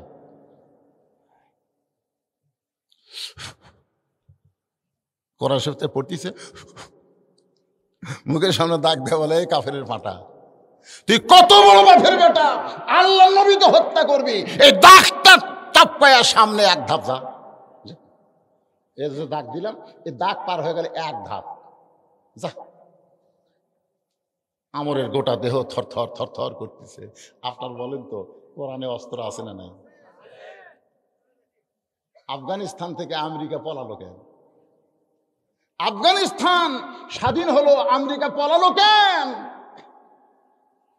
ফিলিস্তিন থেকেও ইসরায়েল বাহিনীদেরকে পলাতে হবে, জোরে কোন কথা ঠিক কিনা? তবে সন্তান হওয়ার আগে মায়ের যেমন একটু রক্ত ঝরে, একটু রক্ত না ঝরালে আপনি সন্তানের ডাক শুনতে পাবেন না। সন্তান বের করতে গেলে অনেক রক্ত মায়ের ঝরাতে হয়, জোরে কোন কথা ঠিক কিনা? এরপরে সন্তান যখন গোসল করে মায়ের বুকে দেয়, মা তখন ওই যে রক্ত ঝরাছে ও কথার মনেই নেই। কলজা শান্তি রে। দাদি আর নানি কয়, এই তুই এটা হওয়ার জন্য কত কষ্ট পাইছ, লাগতে ফেলে দে। কষ্টের পরেই শান্তি দাদি, কষ্টের পরেই শান্তি। সুবহানাল্লাহ। আজকে পৃথিবীতে মুসলমানের রক্ত যাবে, আমাদের বাংলাদেশের মুসলমানেরও রক্ত দেওয়া লাগবে, জোরে কর কথা ঠিক কিনা? করে বাংলাদেশের মুসলমানের রক্ত দেওয়া লাগবে। এমনি এমনি ইসলাম, রক্তের ভিতর দিয়ে ইসলাম, জোরে কোন ঠিক কিনা? একটু মনোযোগ দিয়ে শোনেন, দাগ দিয়ে বলতেছে তুই কত বড় কাফেরের পাটা, কাফেরের বেটা, নবীকে হত্যা করা তো দূরের কথা, সামনে এক ধাপ সামনে যা, এক ধাপ সামনে যা। এই কথা যেই মাত্র বলছে, আমরের গোটা দেহ থর থর করে কাঁপতেছে। সুবহানাল্লাহ। আপনারা বলেন তো, বাড়িওয়ালা যদি ন্যাংলা হয়, বাড়িওয়ালা ন্যাংলা পঙ্গু, মানে হাতও পঙ্গু পাও পঙ্গু, কিন্তু চেতন আছে। আর চোর আমার মতন শক্তিশালী, ওই আশা কেবল জানলা হাত দিছে। ন্যাংলা যদি বলে কে রে, আপনারা বলেন তো চোর থাকবে না দৌড় দিবে, কথা কন না কেন? চোর থাকবে না দৌড় দিবে কি জন্যে? চোরের তো শক্তি আছে, এর তো হাত পা পঙ্গু। চোর তোর বুঝলি চেতন আছে রে, চেতন থাকতে চুরি করা যাবে না। বাংলাদেশের মুসলমানকে চেতন থাকলে ওই ভারতের কুলাঙ্গারেরা বাংলাদেশের অভ্যন্তর নিয়ে নাক ডবাতে পারবে না, জোরে কোন কথা ঠিক কি না? কিন্তু চেতন নাই তো। আপনি ঘুমায় গেছেন, আপনার ঘরের মধ্যেই হরি হরি হরি হরি লো লো লো লো লো লো হরি হরি লো লো লো লো লো লো লো, আপনার ঘরের মধ্যে আপনি ঘুমায় গেছেন, আর আপনার বউ স্টার জলসা জি বাংলা দেখতেছে, আপনি ঘুম পাড়তেছেন, আর ওরকে পুঁজে আসে আপনার ঘরত বাঁচতেছে। আপনি চেতন থাকতেন, হাতে একটা 1.5 হাতা লাঠি নিতেন, লাঠি লাঠি লাঠি নিয়ে ঘরের মধ্যে যায়, বউ বাড়ি না, বউ যেখানে বসে আছে আর পাশে একটা বাড়ি মারা লাগবে, 4 আঙুল সাইড করে, এই ফগুন্ডির বাড়ি, আমি মুসলমান, আমার ঘরে কোরআন তেলাওয়াত হবে, আমার ঘরে জি বাংলা স্টার জলসা চলবে না, ভারতের পূজার বাদ্য মুসলমানের ঘরে হবে না, জোরে কোন কথা ঠিক কিনা? আপনি চেতন আছে, আপনি পঙ্গু হয়ে গেছেন। আমাদের সবই খোলা আছে, হাত খোলা, পাও খোলা, চোখ খোলা, খালি মুখ বন্ধ। এই জন্য পেঁয়াজের দাম 250 গেছিল। আমাকে এলাকার খালি মুখ খুলিছে, এই পেঁয়াজ যদি 100 টাকা না দেস, তোর বোটাল পেঁয়াজের বস্তা পুকুরে ফেলে দেন। ভাই তোর সাথে আরো 10 জন খাওয়া আছে, ভাই নেন ভাই, কেমন মুখ খুলিছে, দাম কমে গেছে। কথা কন না কেন? কষায়ের কাছে গোস, এই গরুর দাম কম, তোর গোসের দাম বেশি, এই ধর ধর। কষায় কয় না ভাই 500 করে দিলি। মুখ খোলা রাখবি ভাই, মুখ না খুললে একজনের কাম 10 জনের কাম একলাই করে দিয়ে যাবি। তোর এখন কথা ঠিক কি না? মুখ খোলা লাগবে, মুখ বন্ধ রাখলে চলবে না। দেখেন হযরত আলীর গাওয়াত বল আছে, কথা কেন গাওয়াত বল আছে। ছোট্ট একটা 11 বছরের মানুষ, আর্মি হলো 3.5 ওজনের তরবারি কান্দত লিছে, প্রতি সন্ধ্যায় 21 কেজি খায়। আর হযরত আলী বোধহয় 1 বছরেও 21 কেজি খায় না, আর প্রতি সন্ধ্যাত খায়। তাহলে কি বীর! তার গোটা দেহ থর থর করে কাঁপতেছে, গুলি দিয়া না কথা দিয়া। ধরে কান কি দিয়ে, খালি পার হ, খালি পার হ, এই দাগটা খালি পার হ, খালি পাম্পে। আমরের গোটা দেহ যখন থর থর করে কাঁপতেছে, এমন সময় কাফেরেরা পিছন দিক থেকে বলতেছে, মারেন মারেন। এত বড় তরবারি নিয়ে এই ছোট বাচ্চার সামনে আপনি ব্রেক হলেন কেন? মারেন। আমর যখন 2.5 মণ ওজনের তরবারি নিয়ে হযরত আলীকে মারতে চায়, ইত্তাকু ফিরাসাতাল মুমিনিনা ফাইন্নাহু ইয়ানজুরু বিনুরিল্লাহ। হযরত আলী নূরের চোখে দেখে ওইটা তরবারি না, ওইটা আল্লাহ কাঠের তক্তা বানায়া দিছে। আমরের তরবারি তক্তা, জোরে কোন কি? আসলে তরবারি, কিন্তু হযরত আলী দেখতেছে তক্তা। এখন আপনার বলেন, যখন নমরুদ বলতেছে একটা টান মারমো তুই আগুনে পুড়ে মরে যাবি, আল্লাহ তো ইব্রাহিম একবার তাকাতো। ইব্রাহিম নবী আগুনের দিকে তাকে দেখে, খাট সেট করা, চারিদিকে ফুল দিয়ে করে। নমরুদ দেখায় আগুন, ইব্রাহিম নবী দেখে খাট, ফুলের বাগান। আপনারা বলেন তো, ফেরাউন বলতেছে দেখ দেখ দেখ দেখ সামনে দরিয়া, পার হবি কেমনে? মুসা আলাইহিস সালাম তাকায় দেখে 12 লাইন রাস্তা। বলে কোন সুবহানাল্লাহ। আমাদেরকেও আল্লাহ দেখাবে, আল্লাহ দেখাবে। ওরা অ্যাটম বোমা মারবে বাংলার মুসলমানকে শেষ করার জন্য, আর বাংলার মাটি পড়ার সাথে সাথে মিষ্টি বাঙ্গি তরমুজ হয়ে যাবে। আমাদের ছেলেবেলে তরমুজ বাঙ্গি পাচ্ছে না, ওরা দৌড়ে দেখ চাকু দিয়ে কাটতি, কাটে দেখবি সেই লাল। ওরা খাচ্ছে আর ওরা দূরবীন দিয়ে দেখতে কে রে বোমার খবর কি? তখন বলবি খাচ্ছ ভাই, বোমা খাচ্ছে।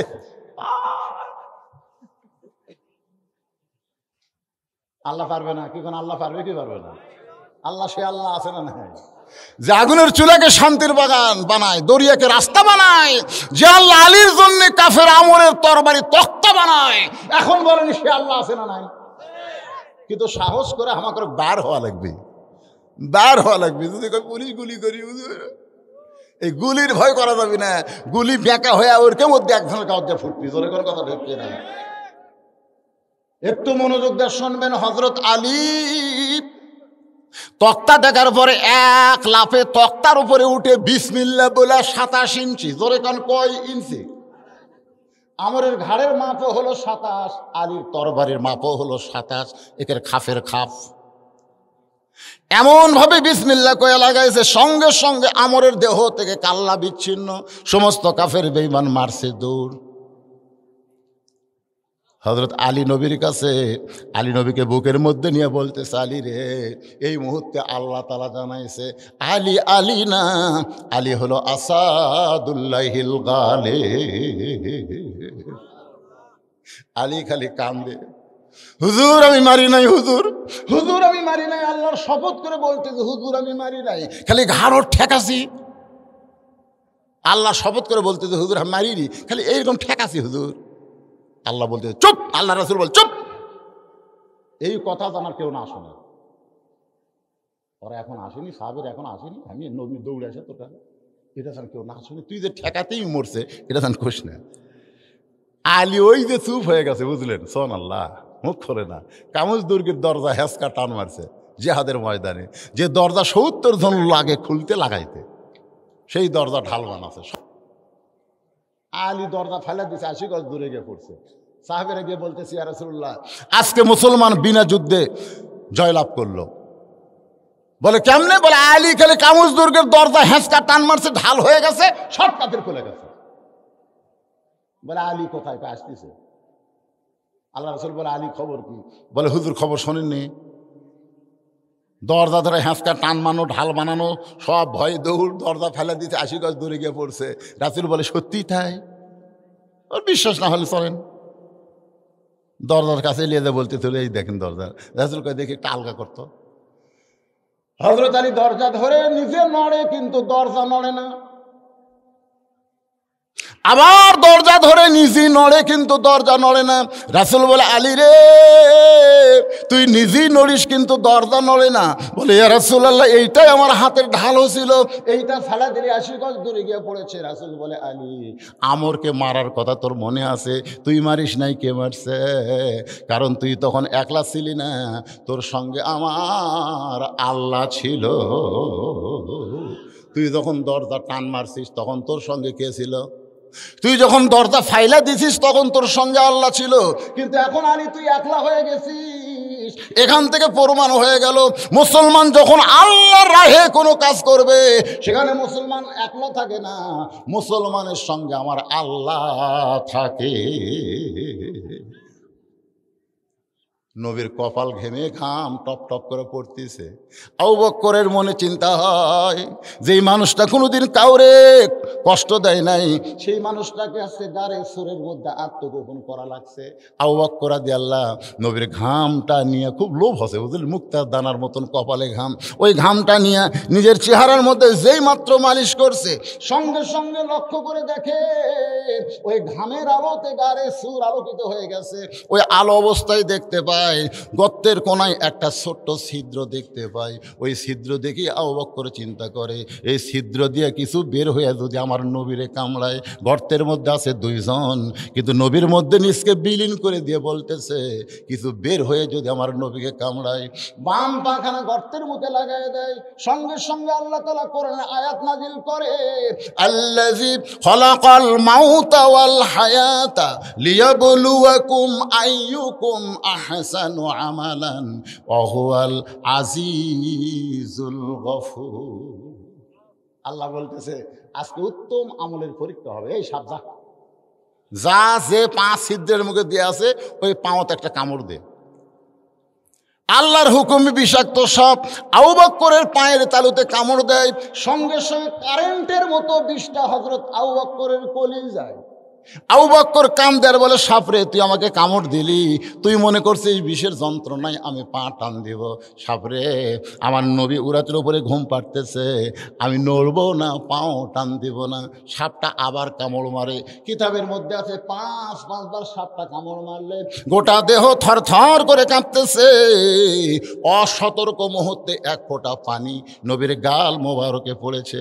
নবী আমার ঘুম থেকে চেতন পায়, বলে, আবু বকর, বাড়ির কথা মনে করে কাঁদতেছো, বিবি বাচ্চার কথা মনে করে কাঁদতেছো। আবু বকর বলে, ইয়া রাসূলুল্লাহ, ওই ছিদ্রের মুখে কিটা দিছি, বারবার কামড় দেয়। নবী ডাক দিল, আবু বকর, বিষাক্ত সাপের কামড়ে তুমি মরে যাচ্ছ, অথচ আমারে ঘুম থেকে ডাক দিলা না। আবু বকর বলে, ইয়া রাসূলুল্লাহ, ওই আল্লাহর শপথ করে বলতেছি, আমার জীবনের চাইতে আপনার ঘুমের দাম বেশি। আমি গেছিলাম গাড়ে সুরে, আপনাকে দোয়ায়। ওই গাড়ে সুরের পাশেই মাত্র 25 মিটার দূরে একটা গর্ত বন্ত আবু জেলের আসছে। আবু জেলেরা খুঁজতে খুঁজতে আসিছে। আবু বকর বলে, হুজুর, হুজুর পাপ দেখা যায়। আল্লাহ রাসূল মুসকি মুসকি আসে, হুজুর আপনাকে খুঁজতেছে আর আপনি হাসতেছেন। রাসূলকে, আবু বকর, তুমি কি মনে করছো আমরা 2 জন? আবু বকর বলে, হুজুর আমরাই তো 2 জন। না, আমাদের সঙ্গে আর একজন আছে, তিনি হলেন আমাদের আল্লাহ। সুবহানাল্লাহ। হিজরত করে চলে গেলেন রাসূল মদিনায়। 13 বছরে মক্কায় কলেমার দাওয়াত দিয়ে মুসলমানের সন্তানেরা শোনেন, ইন্না নাহনু নাযালনা যিকরা ওয়া ইন্না লাহু লাহাফিজুন। এই কোরআনকে মক্কা থেকে আল্লাহ নবী মদিনায় নিয়ে গেছে। সুবহানাল্লাহ। কর না কেন? কোরআনকে, কোরআনকে। এক বক্তা একদিন ইউটিউবের ওয়াজে দেখলাম, জনগণকে প্রশ্ন করছে, নবীর দাম বেশি না কোরআনের দাম বেশি?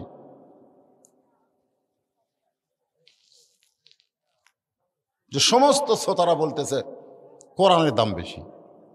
আপনাদের ঘর প্রশ্ন হলো, আল্লাহর কোরআনের দাম বেশি না আল্লাহর নবীর দাম বেশি? বুঝা শোনা কোন বারে? যারা মুখ বন্ধ করে আছে এরা খুব চালাক। সবাই একটু ঝাঁকিয়ে ছেলে রে, মেসির দাম বেশি না নেইমারের দাম বেশি? হ্যাঁ, আমাদের 5 ফের একদিন সেই গন্ডগোল, যেদিন ব্রাজিল হেললো বুঝলেন, ব্রাজিলের পতাকা টাঙ্গা ছিল, ছিঁড়ে বুঝছেন 2-1 ওটি পেশাব করলো, পেশাব করে আমরা টয়লেট পেপার নেই, ওরা ওই আর্জেন্টিনা ব্রাজিলের পতাকা দিয়া পেশাব মুছলো। আজকে আমি আপনাদের কাছে জানতে চাচ্ছি বাজান, একটু চিন্তা করে বলেন তো, নবীর দাম বেশি না কোরআনের দাম বেশি? জানেন না? সবচাইতে বড় দলিল হলো বিবেক। আবু বকরের বিবেক ছিল বলে কোরআন গ্রহণ করছে, আর আবু জেহেলের বিবেক ছিল না বলে আল্লাহর কোরআন গ্রহণ করেনি।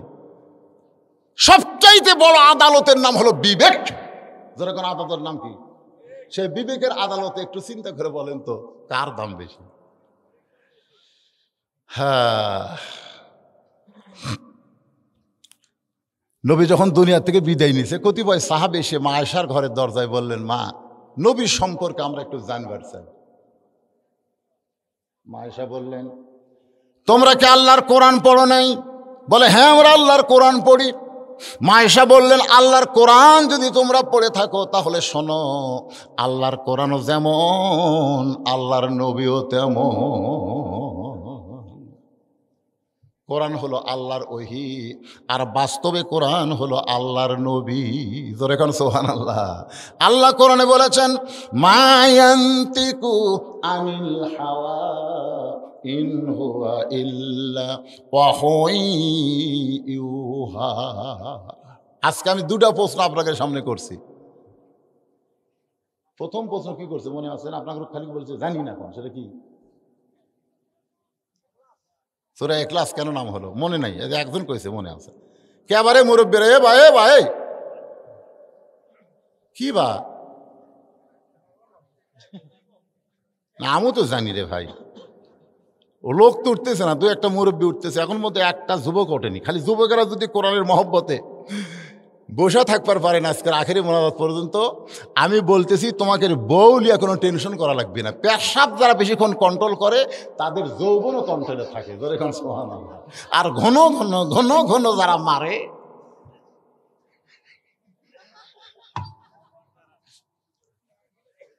এ ডোজ কে, অ্যাঙ্গেলের ডোজ কে রে।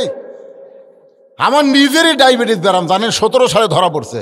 ডাক্তার কইল, হুজুর যখন ওয়াশ করবেন তখন পেশাবে ঝাঁকিতে পেশাব নিচে থইলে ভরে দেবি, 1 ঘন্টা পর পর পেশাব না করলে আপনার কিডনি ড্যামেজ হবে। আমি এই কথা শোনার পরে 1 ঘন্টা ওয়াশ করতে দেখি তলপেট খালি চিনচিন করে। আমি চিন্তা করলাম 1 ঘন্টা পরে যদি সব অধিক মাইক দিয়ে আমি পেশাব করার যাই, তো জনগণ আসতে তওবা করবি, এই বক্তাকার দাওয়াত দেবো না যে ওয়াশ করতে করতে পেশাব করার যায়। বিশ্বাস করেন, আমি আল্লাহর কোরআন এভাবে বুকে নিলাম, বুকে নিয়ে বললাম, আল্লাহ তুমি বলেছ অনুনাজ্জিলু মিনাল কোরআনি মা হুয়া শিফাউ ওয়া রাহমাতুল লিল মুমিনিন। এই কোরআনকে যাবতীয় রোগের ওষুধ হিসাবে তুমি নাজিল করছো। তাহলে ওয়াজ করতে যে হার পেশাব তল ভরে গেছে, পেশাব করে যাবো না, যাবো না, যাবো না। 10 মিনিট আমার একটু কষ্ট হয়েছে, তারপরে আমার তল পেটে এমন ঠান্ডা হওয়া হলো, এরপরে ঘন্টার পর ঘন্টা ওয়াজ করি, আর আমার কোনোদিন পেশাব লাগে না। কোরআনের উপর মহব্বত করেন। যে আলোচনাগুলো করতেছি আমাদের শোনার দরকার আছে না নাই? সব সূরার নাম সূরার মধ্যে পাওয়া যায়, অথচ ইখলাস নাই সূরার মধ্যে, নাম হলো কেন? আপনারা বলছেন আমরা জানি না, আমি জানাবার চাচ্ছি। মারাত্মক ওয়াজ আছে। আর হযরত আলী টান মারলো কোন আয়াত পড়ে? আপনি ওই আয়াত পড়ে খালি টান দেবেন, দরজা খুলে ঘুম পারবেন, একটা চোরও কোনোদিন ঢুকতে পারবি না। চোরও ঢুকতে পারবি না। ঢুকতে গেলে চোর মনে করবি, ও বাবা রে এত আছে রে, ফেরত যাবে। সে আয়াতটা শোনা লাগবে না? কি কয়?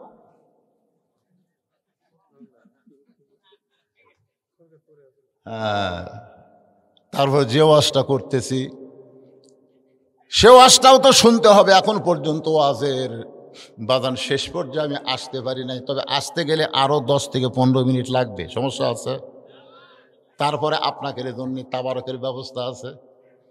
আমাকে বলেছে, হুজুর ছোট্ট গ্রাম, এত গরিব গ্রাম, এলাকার মধ্যে আর নাই, মাত্র কয়জন মানুষ নেই এই গ্রামের বসবাস? কয়জন? 32 ঘর। এটা কি বস্তি এলাকা নাকি? 32 ঘরের একটা গ্রাম এত বড় একটা আয়োজন করছে। সে আয়োজনে তারা শুধু একলা একলা, আপনারা একটু শরিক হবেন। এই মসজিদের উন্নয়ন কল্পে আপনাদের ভিতরে এমন কোনো পাগল আছে যে হুজুর আমি নগদে 1000 টাকা দান করব, দানটা যেন আল্লাহর ঘরের জন্য দান করলাম। আল্লাহর ঘর সবচাইতে উত্তম দান, আল্লাহর ঘর। কেউ যদি নবী যখন হিজরত করে মদিনায়, শোনেন কিচ্ছাটা শোনেন, কাহিনীটা শোনেন। হিজরত করে মদিনায় যেখানে মসজিদে কুবা নির্মিত হয়েছে, ওই জায়গার মধ্যে এসে নবী দাঁড়ায় বললেন, আবু বকর এই জায়গাটা আমার অত্যন্ত পছন্দ, এই জায়গার মালিককে? মদিনার একজন আনসার বলল, হুজুর এই জায়গার মালিক মারা গেছে, বর্তমানে 2 এতিম বাচ্চা জায়গার মালিক হয়েছে। আল্লাহ রাসূল বললেন তাদেরকে নিয়ে আসো। 2টা এতিম বাচ্চাকে নিয়ে এসে নবী বললেন, বাবা এই জায়গাটা আমার পছন্দ হয়েছে, এই জায়গার বিনিময়ে তোমরা কি চাও? 2 বাচ্চা নবীর চেহারার দিকে তাকায় বললেন, হুজুর এই জায়গাতে আপনি কি করবেন? আল্লাহ রাসূল বললেন, এই জায়গায় একটা আল্লাহর ঘর বানাবো। 2 এতিম নবীর হাত ধরে বলতেছে, আমাদের বিনিময় হলো এই জায়গার বিনিময়ে আল্লাহ যেন আমাদেরকে জান্নাত দেয়। সঙ্গে সঙ্গে 2 এতিমকে নবী বুকের মধ্যে নিয়ে বলে, আলাম ইয়াজিদিকা ইয়াতীমান ফাআওয়া। সূরা মাউনের মধ্যে বলেছেন, ওয়ালা ইয়াহুদ্দু আলা তাআ আরাআইতাল্লাযী ইউকাযযিবু বিদ্দীন ফাযালিকাল্লাযী ইয়াদউল ইয়াতীম ওয়ালা ইয়াহুদ্দু আলা তাআমিল মিসকিন। 2টা এতিম কইল বিনিময়ে জান্নাত চাই। তা আপনার জান্নাতের বিনিময়ে, জান্নাত পাওয়ার বিনিময়ে 1000 টাকা দিবেন। কে আছেন দেখি? এতগুলো মানুষের মধ্যে 1000 টাকা দেওয়ার লোক নাই? বার করেন বাজার। লিল্লাহি তাকবীর। আল্লাহ তোমার ঘরে 1000 টাকা দান করলো, আল্লাহর বিনিময়ে তুমি তাকে জান্নাতের মালিক বানায় দাও। জোরে কারণ আমিও সেদিন মরে যেতাম, কিন্তু না মরার কারণ হলো 3টা। 1 নম্বর কারণ হলো প্রত্যেক মাসের 2 তারিখে আমার মাদ্রাসার হুজুর মোহতামিম কারি, তারপরে বাবুর এদের বেতন দেই কয় তারিখে? 2 তারিখ। আমার অ্যাক্সিডেন্ট হতে কয় তারিখ? 1 তারিখ। আপনার বাড়ি এটা কাগজে লিখবি এরকম কোনো লোক আছে? নাম কি বাবা? ও বাবার নামও সুন্দর, আব্দুল সাত্তারের পরে হজরত আলী আইছে। ছেলে কি করে? মারা গেছে। মারা ছেলের জন্য দোয়া হচ্ছে। কয় বছর বয়স ঘুরছে? 21 বছরের তরতর যুবক ছেলে মারা গেছে মাগফিরাতে। 100 টাকা নগদ, বাকি 900, 1000 টাকা দান করেছে। হজরত আলীর দানকে আল্লাহ কবুল করে তার সন্তানের কবরকে জান্নাত বানায় দেন। জোরে কন আমিন। এই জোরে বল আল্লাহুম্মা আমিন। 2 তারিখে আমি বেতন দেই। আল্লাহ দেখতেছি, এক যদি মারি বেতনকে দিবি। আর আমার মা আছে, আমার বাবা 18 সালে মারা গেছে। আমার মা সবসময় বলে, তোর বাবার জানাজা করছিস কান্দে কান্দে, আমি মরলে আমার জানাজা করা লাগবে।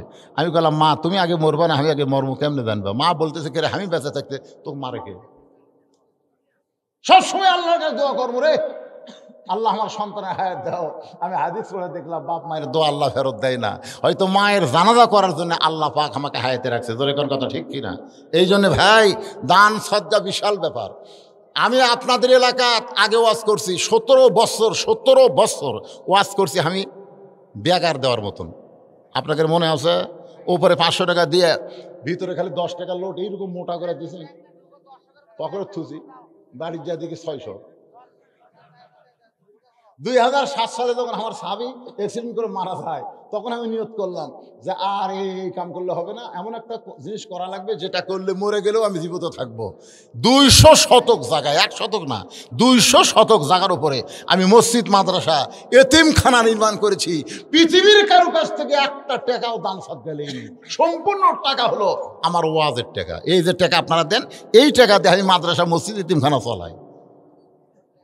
বিপদ মুসিবত আসলে আল্লাহ কাটা দেয়। সুবহানাল্লাহ। এর আগে কয়েকবার মরছি, কিন্তু আসল মরা এখনো মরিনি। তা আপনারা 1000 টাকা দিতে আপত্তি করতেছেন কেন? আপনার বউ যে গোসলখানা যে পা পিছলে পুরা মাজা ভাঙবি সেটা আপনি জানেন? অ্যাম্বুলেন্স করে নিয়ে যেতে খরচ পড়বে 6000, মাজা সারাতে 2.5 লাখ। এত টাকা কুটি পাবেন পারে? 1000 দেন, 1000 টাকা দেন নগদ। যদি না পারেন এরা বাকিও লিখতেছে, অসুবিধা নেই। হাত তোলা বলেন, হুজুর আল্লাহর ঘরের জন্য আমি 1,000 টাকা দান করব। একটু বলেন। দুনিয়ারই সম্পদ। জি, কি নাম বাবা? বাড়ি এই মানদাইন চার মাথা মজিবর লেখেন। কুটি লেখলে না কুটি ও লিখতে দাও। মানদাইনের মজিবর চার মাথা বাড়ি, 1,000 টাকা দান করবে। আল্লাহ দানকে কবুল করেন, নেক নিয়ত নেক আশা পুরা করেন। জোরে কান আমিন।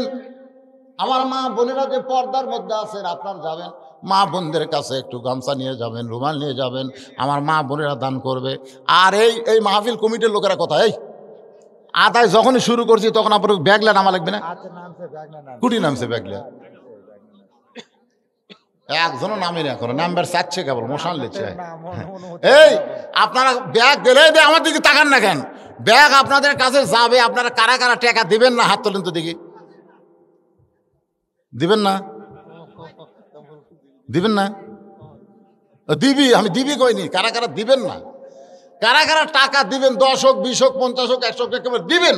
কারা কারা দিবেন একটা হাত তোলেন তো দেখি, যারা দিবেন। এ হাত তোলেন না, 10 টাকা দিতে পারবেন না? ওটা অত এরকম হাত তুলছে। লিল্লাহে তাকবীর, হাত নামান। আল্লাহ গরিব গ্রামে তোমার ঘর, সবাই যেন মন ভরা দান করতে পারে। 10 জন আল্লাহর বান্দার কাছে 10,000 টাকা চাইলাম। 10 জন আল্লাহর বান্দার কাছে মাত্র 10,000 টাকা চাইছি। এখানে এমন মানুষ আছে 5,000 দিবে, 10,000 দিবে, আমি তার কাছে চাইনি। তার কাছে আমি চাইনি, আমি চাইছি আপনাদের কাছে। সবে সাহেব তো দিছেন, মাশাআল্লাহ দিছেন। দিছেন না দিবেন? দিছেন তো দেন, আর একটা দেন। সহজ সাহেব কই দিছি আবার দেবো। মাশাআল্লাহ, দিছে আবার দিবে। শোনেন, দুনিয়ার ব্যাংকে টাকা জমা রাখেন বারবার। কেন? এই জন্য জমা রাখেন, ব্যাংকে যত টাকা রাখবো তত টাকা বাড়বে। আর আজকে যেগুলো দান করতেছেন এইগুলা দুনিয়ার ব্যাংকে জমা করতেছে না, জান্নাতের ব্যাংকে আল্লাহ জমা করতেছে, জান্নাতের ব্যাংক। বারবার দান করবেন। সবাইকে অনুরোধ করবো বারবার আপনারা দান করবেন। একটু জিকির করেন লা ইলাহা ইল্লাল্লাহ, লা ইলাহা ইল্লাল্লাহ, লা ইলাহা ইল্লাল্লাহ, লা ইলাহা। এই যারা বাহিরে আছেন ভিতরে আসেন বাবা, সবাই ভিতরে আসেন, আল্লাহর রাস্তায় আসেন। বাহিরের কোনো লোককে তাবারক দেওয়া যাবে না। মাহফিল কমিটির পক্ষ থেকে আমি ঘোষণা করলাম, বাহিরের কোনো লোককে তাবারক দেওয়া যাবে। সবাই ধরে কান যাবে। মুরগির তলের ডিমের বাচ্চা হয় রে, বেড়া ডিমের বাচ্চা হয় না। বেড়া ডিম পচে যায়, কাঁচা হয়। এই যে সামিয়ানার তলে যারা তবারক পাবে তারা দরকারে 1 প্যাকেটের টাকা 2 প্যাকেট করে নিবি, কিন্তু বাইরে যাবি না। এই জন্য ভেতরে আসেন, সবাই ভেতরে আসেন, সবাই আল্লাহর রাস্তায় ভেতরে আসেন। যারা বাইরে গেছেন ভিতরে আসেন, অনেকক্ষণ হলে বসে আছে তো ঠান্ডায় জমে গেছে। লা ইলাহা ইল্লাল্লাহ, লা ইলাহা, লা ইলাহা ইল্লাল্লাহ মুহাম্মাদুর রাসূলুল্লাহ সাল্লাল্লাহু আলাইহি ওয়াসাল্লাম। দেন দেন বাবা দেন। কি নাম বাবা জানেন? বাড়ি কাজীপুর। ওই কাজীপুর। এখানে কার বাড়ি যাচ্ছেন?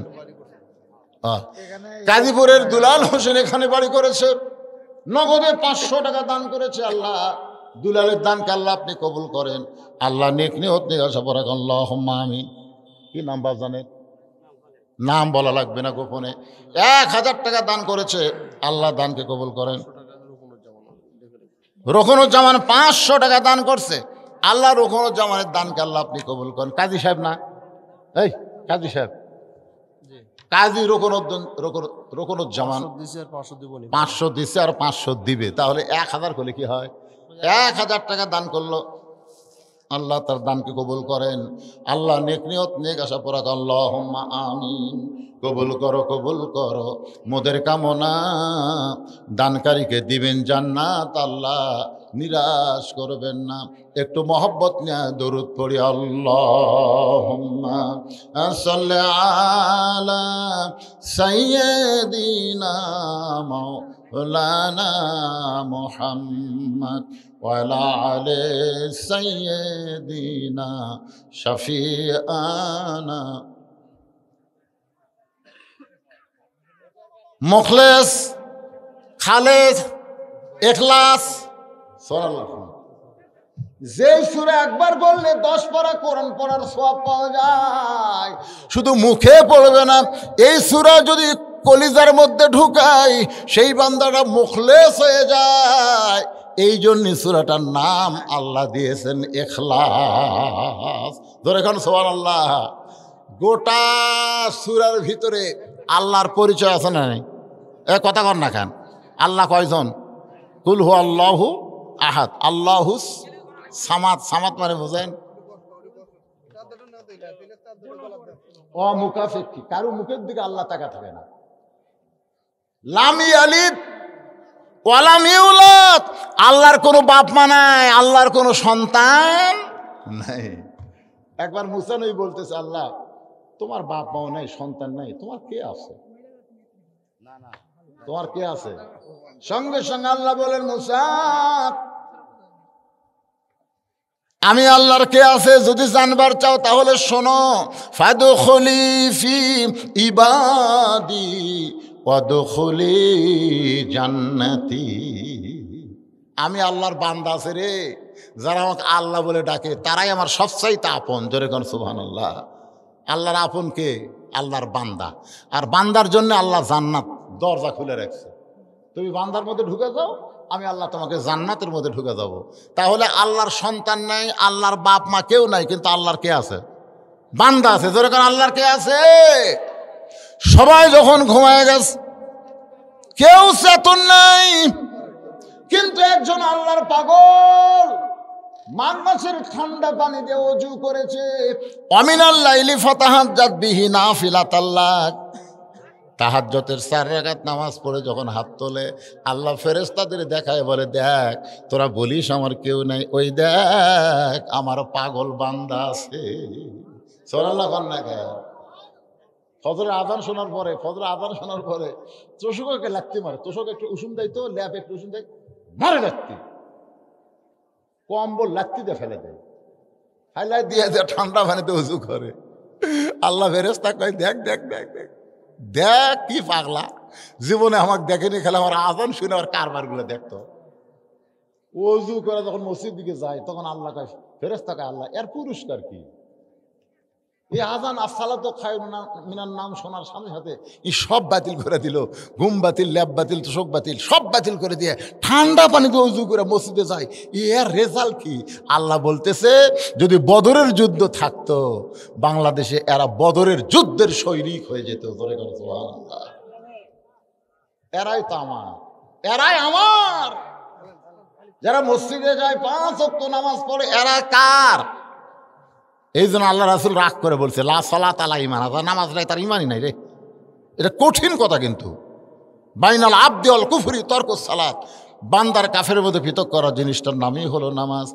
আমার মায়েরা বোনেরা যারা পর্দার অন্তর আছেন, হয়তো মনে মনে ভাবতেছেন, হুজুর আমাদের কোনো ওয়াজই করলো না। মা রে, আপনাদের 1 নম্বর ওয়াজ হলো অকরনা ফি বুয়ুতিকুন্না ওয়ালা তাবাররাজনা তাবাররুজাল জাহিলিয়াতিল উলা। মেয়েরা ঘরের মধ্যে থাকবা, ঘরের বাহির তোমরা হবে না, সবসময় পর্দার মধ্যে থাকতে হবে। যদি বের হও তাহলে পর্দা নিয়ে বের হওয়া লাগবে। সাইদাতুন নিসাই আহলাল জান্নাহ, খাতুনে জান্নাত ফাতেমাতুজ জোহরা গভীর রাত্রে দুনিয়া থেকে বিদায় নিল। বিদায় নেওয়ার পরে, স্বামী বিদায় নেওয়ার আগে স্বামীকে কিন্তু 3টা কথা বলেছিল। 1 নম্বর কথা হলো, রাতের অন্ধকারে আমাকে কবর দেওয়া লাগবে। আমার 2 নম্বর কথা হলো, আমার লাশ কিন্তু খাটনিতে তুলবেন না, কারণ খাটনি কান্দে নেওয়ার মতন 4 জন পুরুষ দুনিয়াতে নাই। আমার কোনো জানাজার ব্যবস্থা করবেন না। হযরত আলী গভীর রাত্রে ফাতেমার দেহ কান্দে করে ওই জান্নাতুল বাকির পূর্ব কোণায় দাফন করার পরে আল্লাহকে বলতেছে, আল্লাহ পর্দানিশি ফাতেমার কবর হয়ে গেল, আমি স্বামী খুশি হয়ে গেছি, তুমি আল্লাহ খুশি হও। এই দোয়া করার সঙ্গে সঙ্গে তাকায় দেখে পুরাতন কবর, নতুন কবর নাই। এইমাত্র ফাতেমার কবর দিল, সেই কবর আর খুঁজে পায় না। গোটা জান্নাতুল বাকি হযরত আলী দৌড়াই, ফাতেমার কবর, ফাতেমার কবর। কে যেন ডাকতে বলে, আলী রে, ফাতেমা আমার পর্দা নিশি, আমি আল্লাহ জোহরা ডিগ্রি দিয়া ফাতেমার কবরকে কিয়ামত পর্যন্ত পর্দা করেছি। আমার মায়েরা যারা পর্দার অন্তরালে, ওই ফাতেমার সিগনেচারে যদি জান্নাতে যাবার চান তাহলে মাত্র 4টা আমল করবেন মা। 1 নম্বর আমল হলো নামাজ, 2 নম্বর আমল হলো রমজান মাসের রোজা, 3 নম্বর আমল হলো স্বামীর কথা মতো চলা, আর 4 নম্বর আমল হলো পর্দার ভিতরে থাকা, সতীত্বের হেফাজত করা। আমল যদি মেয়েরা করতে পারে আল্লাহ খুশি হয়ে 8টা জান্নাতের দরজা খুলে দিবে। সুবহানাল্লাহ খুলেন না কে? হ্যাঁ, কে দিছে রে? রাসেল মোহাম্মদ আলী আসলাম হোসেন রাসেল, BNF টেলিভিশন রে, 500 টাকা দিয়ে দোয়া চাই। কি দোয়া করবো? টেলিভিশনের কি দোয়া করবো? 3000 টাকা টেলিভিশনের দোকান নাকি? কি রে? শামিম 3000 টাকা। কি নাম? শামিম। শামিম 3000 টাকা। নান্দুরা। নান্দুরার শামিম, নান্দুরার শামিম। নান্দুরা এই গ্রামের নামই তো নাম নান্দুরা। তো এই গ্রামে তো কেউ দান করেনি, এই শামিমটাই খালি করলো। শামিম কুটি, সে সোনার স্থান কুটি রে, আগে গেছে। ও টেলিভিশন মার্কা প্রতীক পাচ্ছে, সেটা বুঝেন না। আমাদের এলাকাতে হিরো আলম দাঁড়াছিল MP ইলেকশনে, ওর মার্কার নাম হলো একতারা। তাই আমি বললাম, ভাই একতারাত কেউ যদি সিল মারে, এরকম একতারাত একটা সিল মারলো, একতারা জায়েজ না হারাম? এ কথা কন না কেন? ঢোলক, একতারা, দোতারা সবগুলো হারাম। তা হারামত কেউ সিল মারবি? মার্কা টেলিভিশন। এখন টেলিভিশন দিয়ে গ্যাস চলতেছে। টেলিভিশন খারাপ না, ছুরি খারাপ না। ছুরি যদি ডাকাতের হাতে যায় খারাপ, আর হুজুরের হাতে আসলে কুরবানি হবি। তোর এখন ঠিক না, জাগা বুতে ছুরি দেওয়া লাগবে, সবজনের হাতে ছুরি দেওয়া যাবে না। হযরত আলী যে আয়াতটা বলে মাটিতে দাগ দিয়েছিল, সে আয়াত এখনো কোরআনের মধ্যে আছে। আপনি যদি আয়াত পড়ে বালুতে ফুঁক দিয়ে ওই বালু যদি বাড়ির 4,000 ছিটায় দেন, ওই আয়াতটা পড়ে যদি ছুরির আগায় ফুঁক দিয়ে, ওই ছুরি দিয়ে যদি দরজায় একটা দাগ দিয়ে দরজা খোলা রাখেন, আপনার বাড়িতে চোর ডাকাত কোনোদিন ঢুকতে পারবে না। সে আয়াতটার নাম হলো আয়াতুল কুরসি। ধরে বলে আয়াতের নাম কি? 5 ওয়াক্ত নামাজের সালাম ফিরানোর পরে এই আয়াতটা কেউ যদি তেলাওয়াত করে, 5 ওয়াক্ত নামাজের আগে না পড়ে, এজরকান আগে না পড়ে, ইমাম যদি তাড়াতাড়ি মোনাজাত করে, তাহলে মোনাজাতের পরে আয়াতুল কুরসি তারা তেলাওয়াত করবে। আল্লাহ রাসূল বলেছেন 5টা বিপদ থেকে আল্লাহ তাকে বাঁচাবে। 1 নম্বর বিপদ হলো ইমানের সাথে আল্লাহ তার মৃত্যু দিবে, সুবহানাল্লাহ। 2 নম্বর বিপদ হলো, কঠিন বিপদ কিন্তু আসবে 2 নম্বর, সেই বিপদটা হলো আল্লাহ তাআলা কবরের আযাব থেকে তাকে মাফ করে 3টা প্রশ্নের উত্তর তার জন্য সহজ করে দিবে। 3 নম্বর পুরস্কার হলো মিজানের পাল্লায় আল্লাহ নেকির পাপের চাইতে নেকির ওজন বেশি করবে। 4 নম্বর পুরস্কার হলো বিজলি আকারে ফুলসিরাত পাড়ি দিবে। 6 নম্বর পুরস্কার হলো সালামুন আলাইকুম তিবতুম ফাদখুলুহা খালিদিন, চিরস্থায়ী আল্লাহ জান্নাতের দরজা খুলে দিবে। তো নামাজের আগে না পরে এই আমলের মাধ্যমে কিন্তু 5 ওয়াক্ত নামাজ পড়াই লাগবে। জোরে কোন কথা ঠিক না? না পড়ে মাঝে মধ্যে নামাজের পরে কলে বাজান, তাহলে বোঝা গেল নামাজও ধরা লাগতেছে, আয়াতুল কুরসিও মারা লাগতেছে। জোরে কোন ঠিক ছিল? কত বড় চালাক বারে আল্লাহ রে। হ্যাঁ, নামাজ যদি কেউ ধরে, এই যুবক, এই খালি নামাজ ধরো মা সোনাসানেরা, খালি নামাজ ধরো। ইন্না সালাতা তানহাল ফাহশাই ওয়াল মুনকার। একমাত্র নামাজই পারে মানুষকে যাবতীয় খারাপি থেকে বাঁচায় দিতে। আল্লাহ আমাদের সকলের জন্য কবুল করুক। সকলে বলে আমিন। ফজরের নামাজ আমাদের জামাতের সঙ্গে পড়তে হবে, রাজি আছেন তো? 2-1 কয়, বাদ বাকি কয় না। আল্লাহ সকলের জন্য ফজরের নামাজ জামাতে কবুল করুক। জোরে করে আমিন। আস্তাগফিরুল্লাহ পড়েন, আস্তাগফিরুল্লাহ। দেন তহমিনে দিছিল 500 টাকা, মারা গেছে। ও তহমিনা মারা গেছে, তার রুহের মাগফিরাতে 500 টাকা দান করেছে, আল্লাহ কবুল করেন। নান্দুরা 500 টাকা। আমিন। নান্দুরার 500 টাকা দান করছে, আল্লাহ কবুল করেন। কিন্তু বিশাল জিনিস বারে দলিল। ও আচ্ছা আচ্ছা, ঠিক আছে। আমি একটা,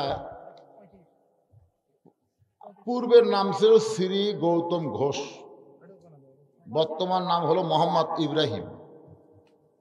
পিতা শ্রী বীরমল চন্দ্র ঘোষ, মাতা মৃত শ্রীমতী অঞ্জলি ঘোষ। সাং হলো শ্যামপুর, পোস্ট হলো পুরানপুর, থানা ও জেলা জয়পুরহাট। পেশা ও ব্যবসা, ব্যবসা, ধর্ম হলো ইসলাম, জাতীয়তা বাংলাদেশি, বয়স অনুমান 50 বছর। এখানে যে কথাটা লেখা আছে, ইনি আগে হিন্দু ছিল, এখন মুসলমান হয়ে গেছে। মুসলমান হওয়ার পরে বহু বিপদ আপদ মুসিবতের মধ্যে সে পড়ে গেছে।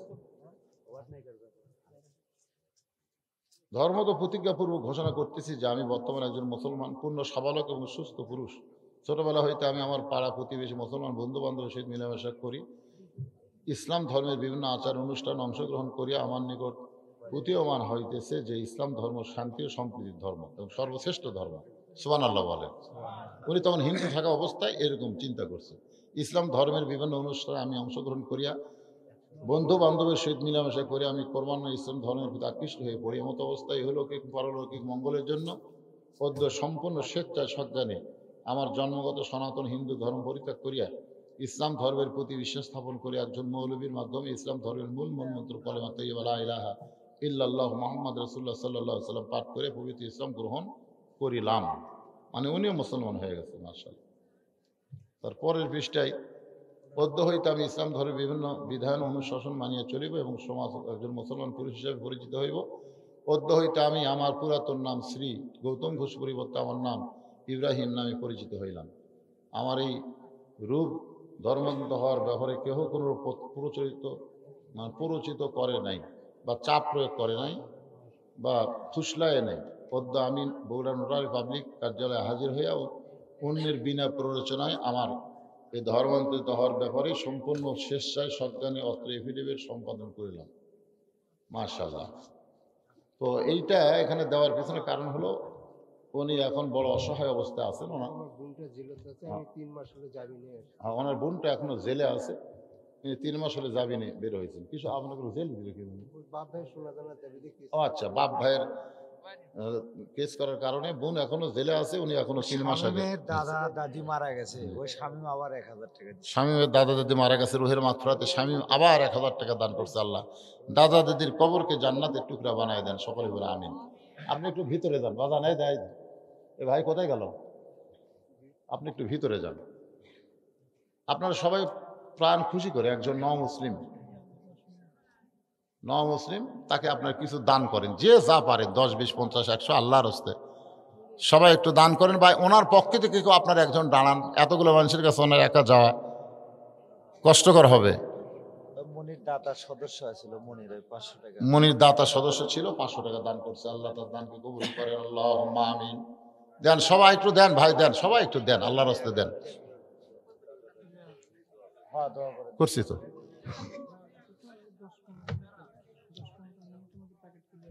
ঠিক আছে, অসুবিধা নেই।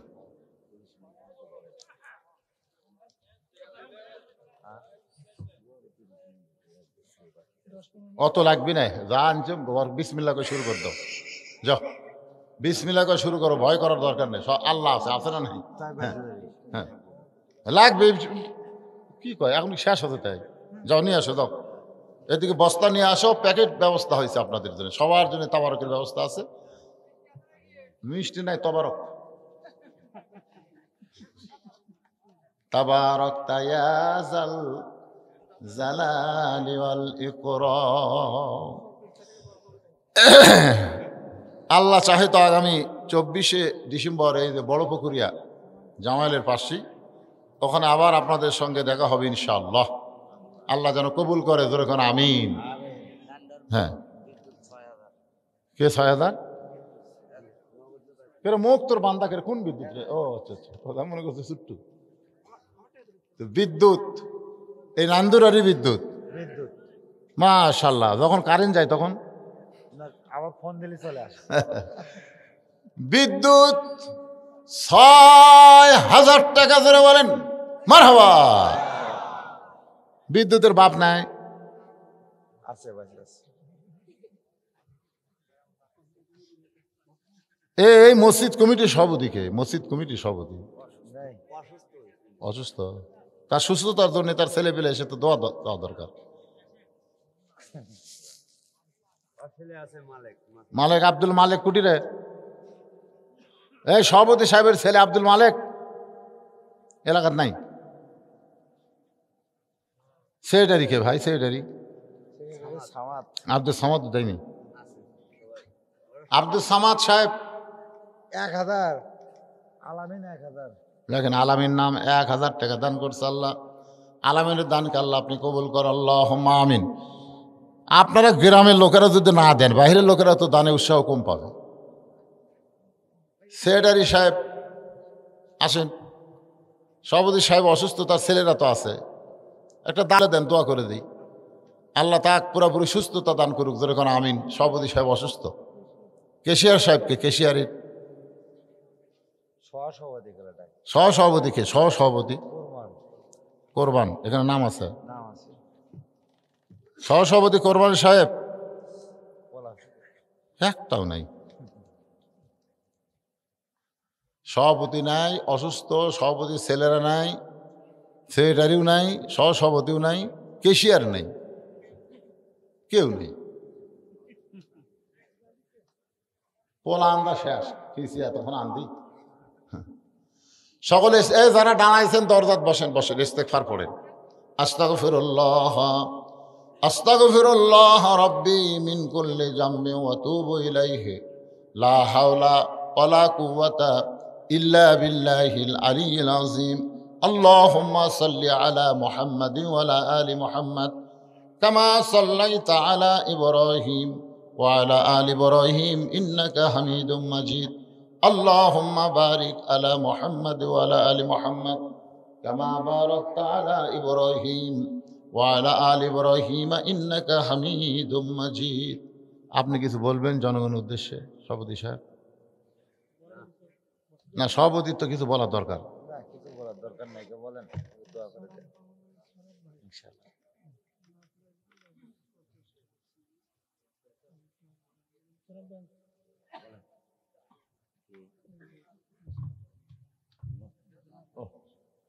কি দোয়া করবো তোমার জন্য কব? না, আসলে বাবা অসুস্থ, তাই না? মা, বাবা মারা গেছে। বাবা কিছুদিন আগে মারা গেছে। মারা গেছে। ছেলেটা মাহফিলের জন্য অত্যন্ত চেষ্টা করেছে। আসলে চেষ্টার প্রতিফল আল্লাহ দেবে, তারপরে আমাদের দোয়া। কি বাদান টাকা উঠলো?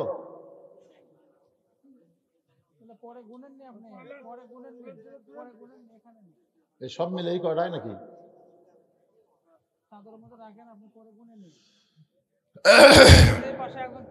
ওই যে তুলছে, একজন তুলে আপনাকে দিচ্ছি, সবগুলো নেন, পরে করে নিন, যা দিচ্ছে আল্লাহ মান্দার, আলহামদুলিল্লাহ। আল্লাহুম্মা আমিন। আল্লাহুম্মা আনতাস সালাম ওয়া মিনকাস সালাম, তাবারাকতা ইয়া যাল জালালি ওয়াল ইকরাম।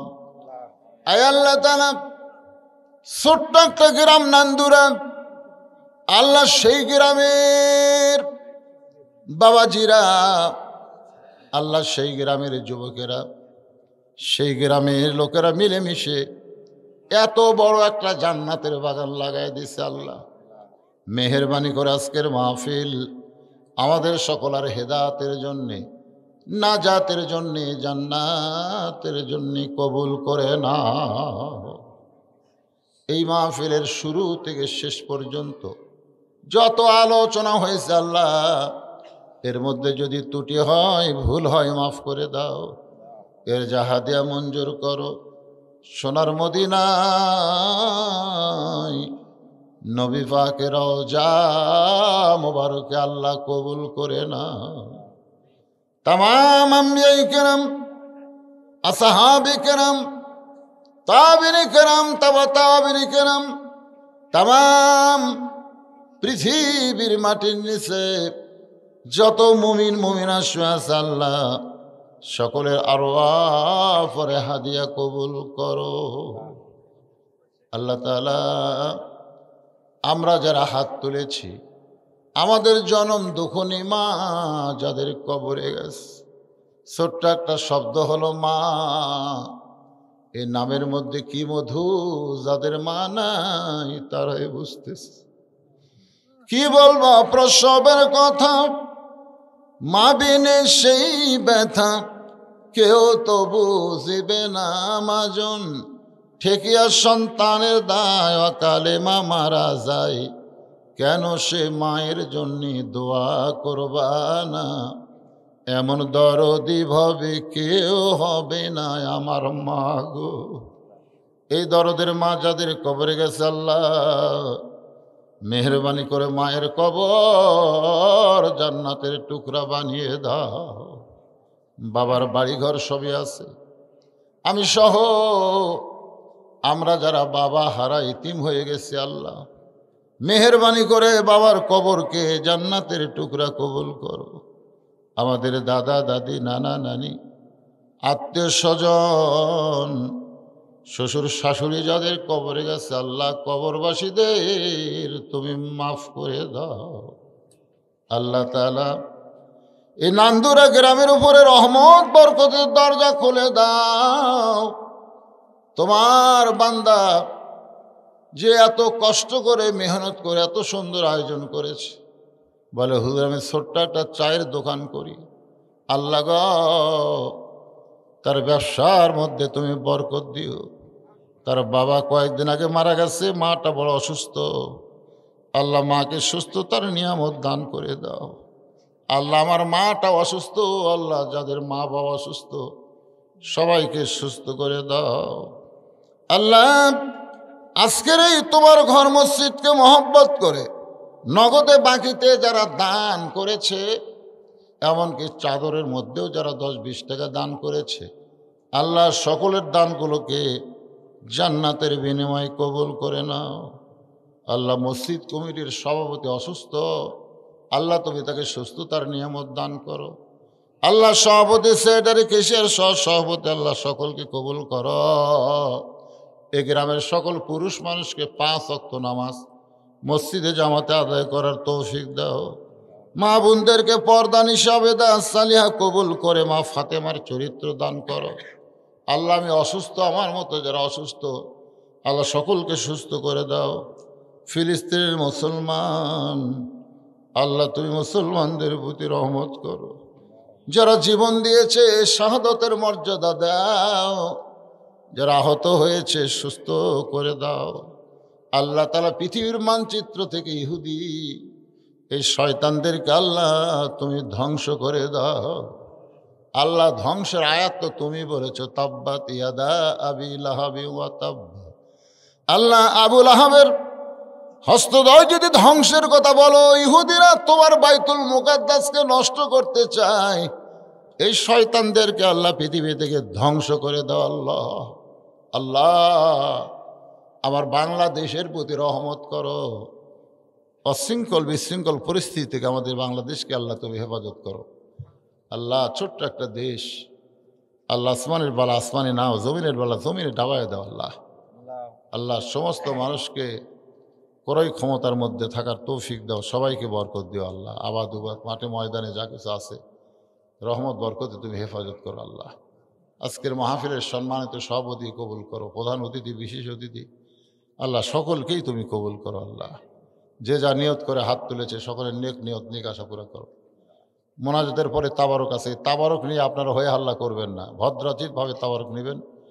আল্লাহ সবাইকে ভদ্র হয়ে তাবারক নেওয়ার তৌফিক দিয়ে দিও। সুবহান রাব্বিকা রাব্বিল ইজ্জাতি আম্মা ইয়াসিফুন ওয়া সালামুন আলাল মুরসালিন আলহামদুলিল্লাহি রাব্বিল আলামিন। ওয়াজাল আখিরাতি কালিমাতুনা ইনদাল মাউত লা ইলাহা ইল্লাল্লাহু মুহাম্মাদুর রাসূলুল্লাহ সাল্লাল্লাহু আলাইহি ওয়াসাল্লাম।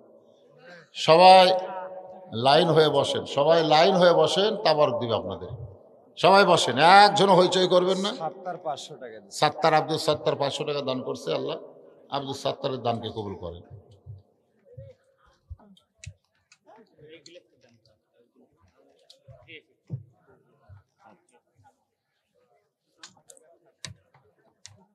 আমি একটু পানি খাও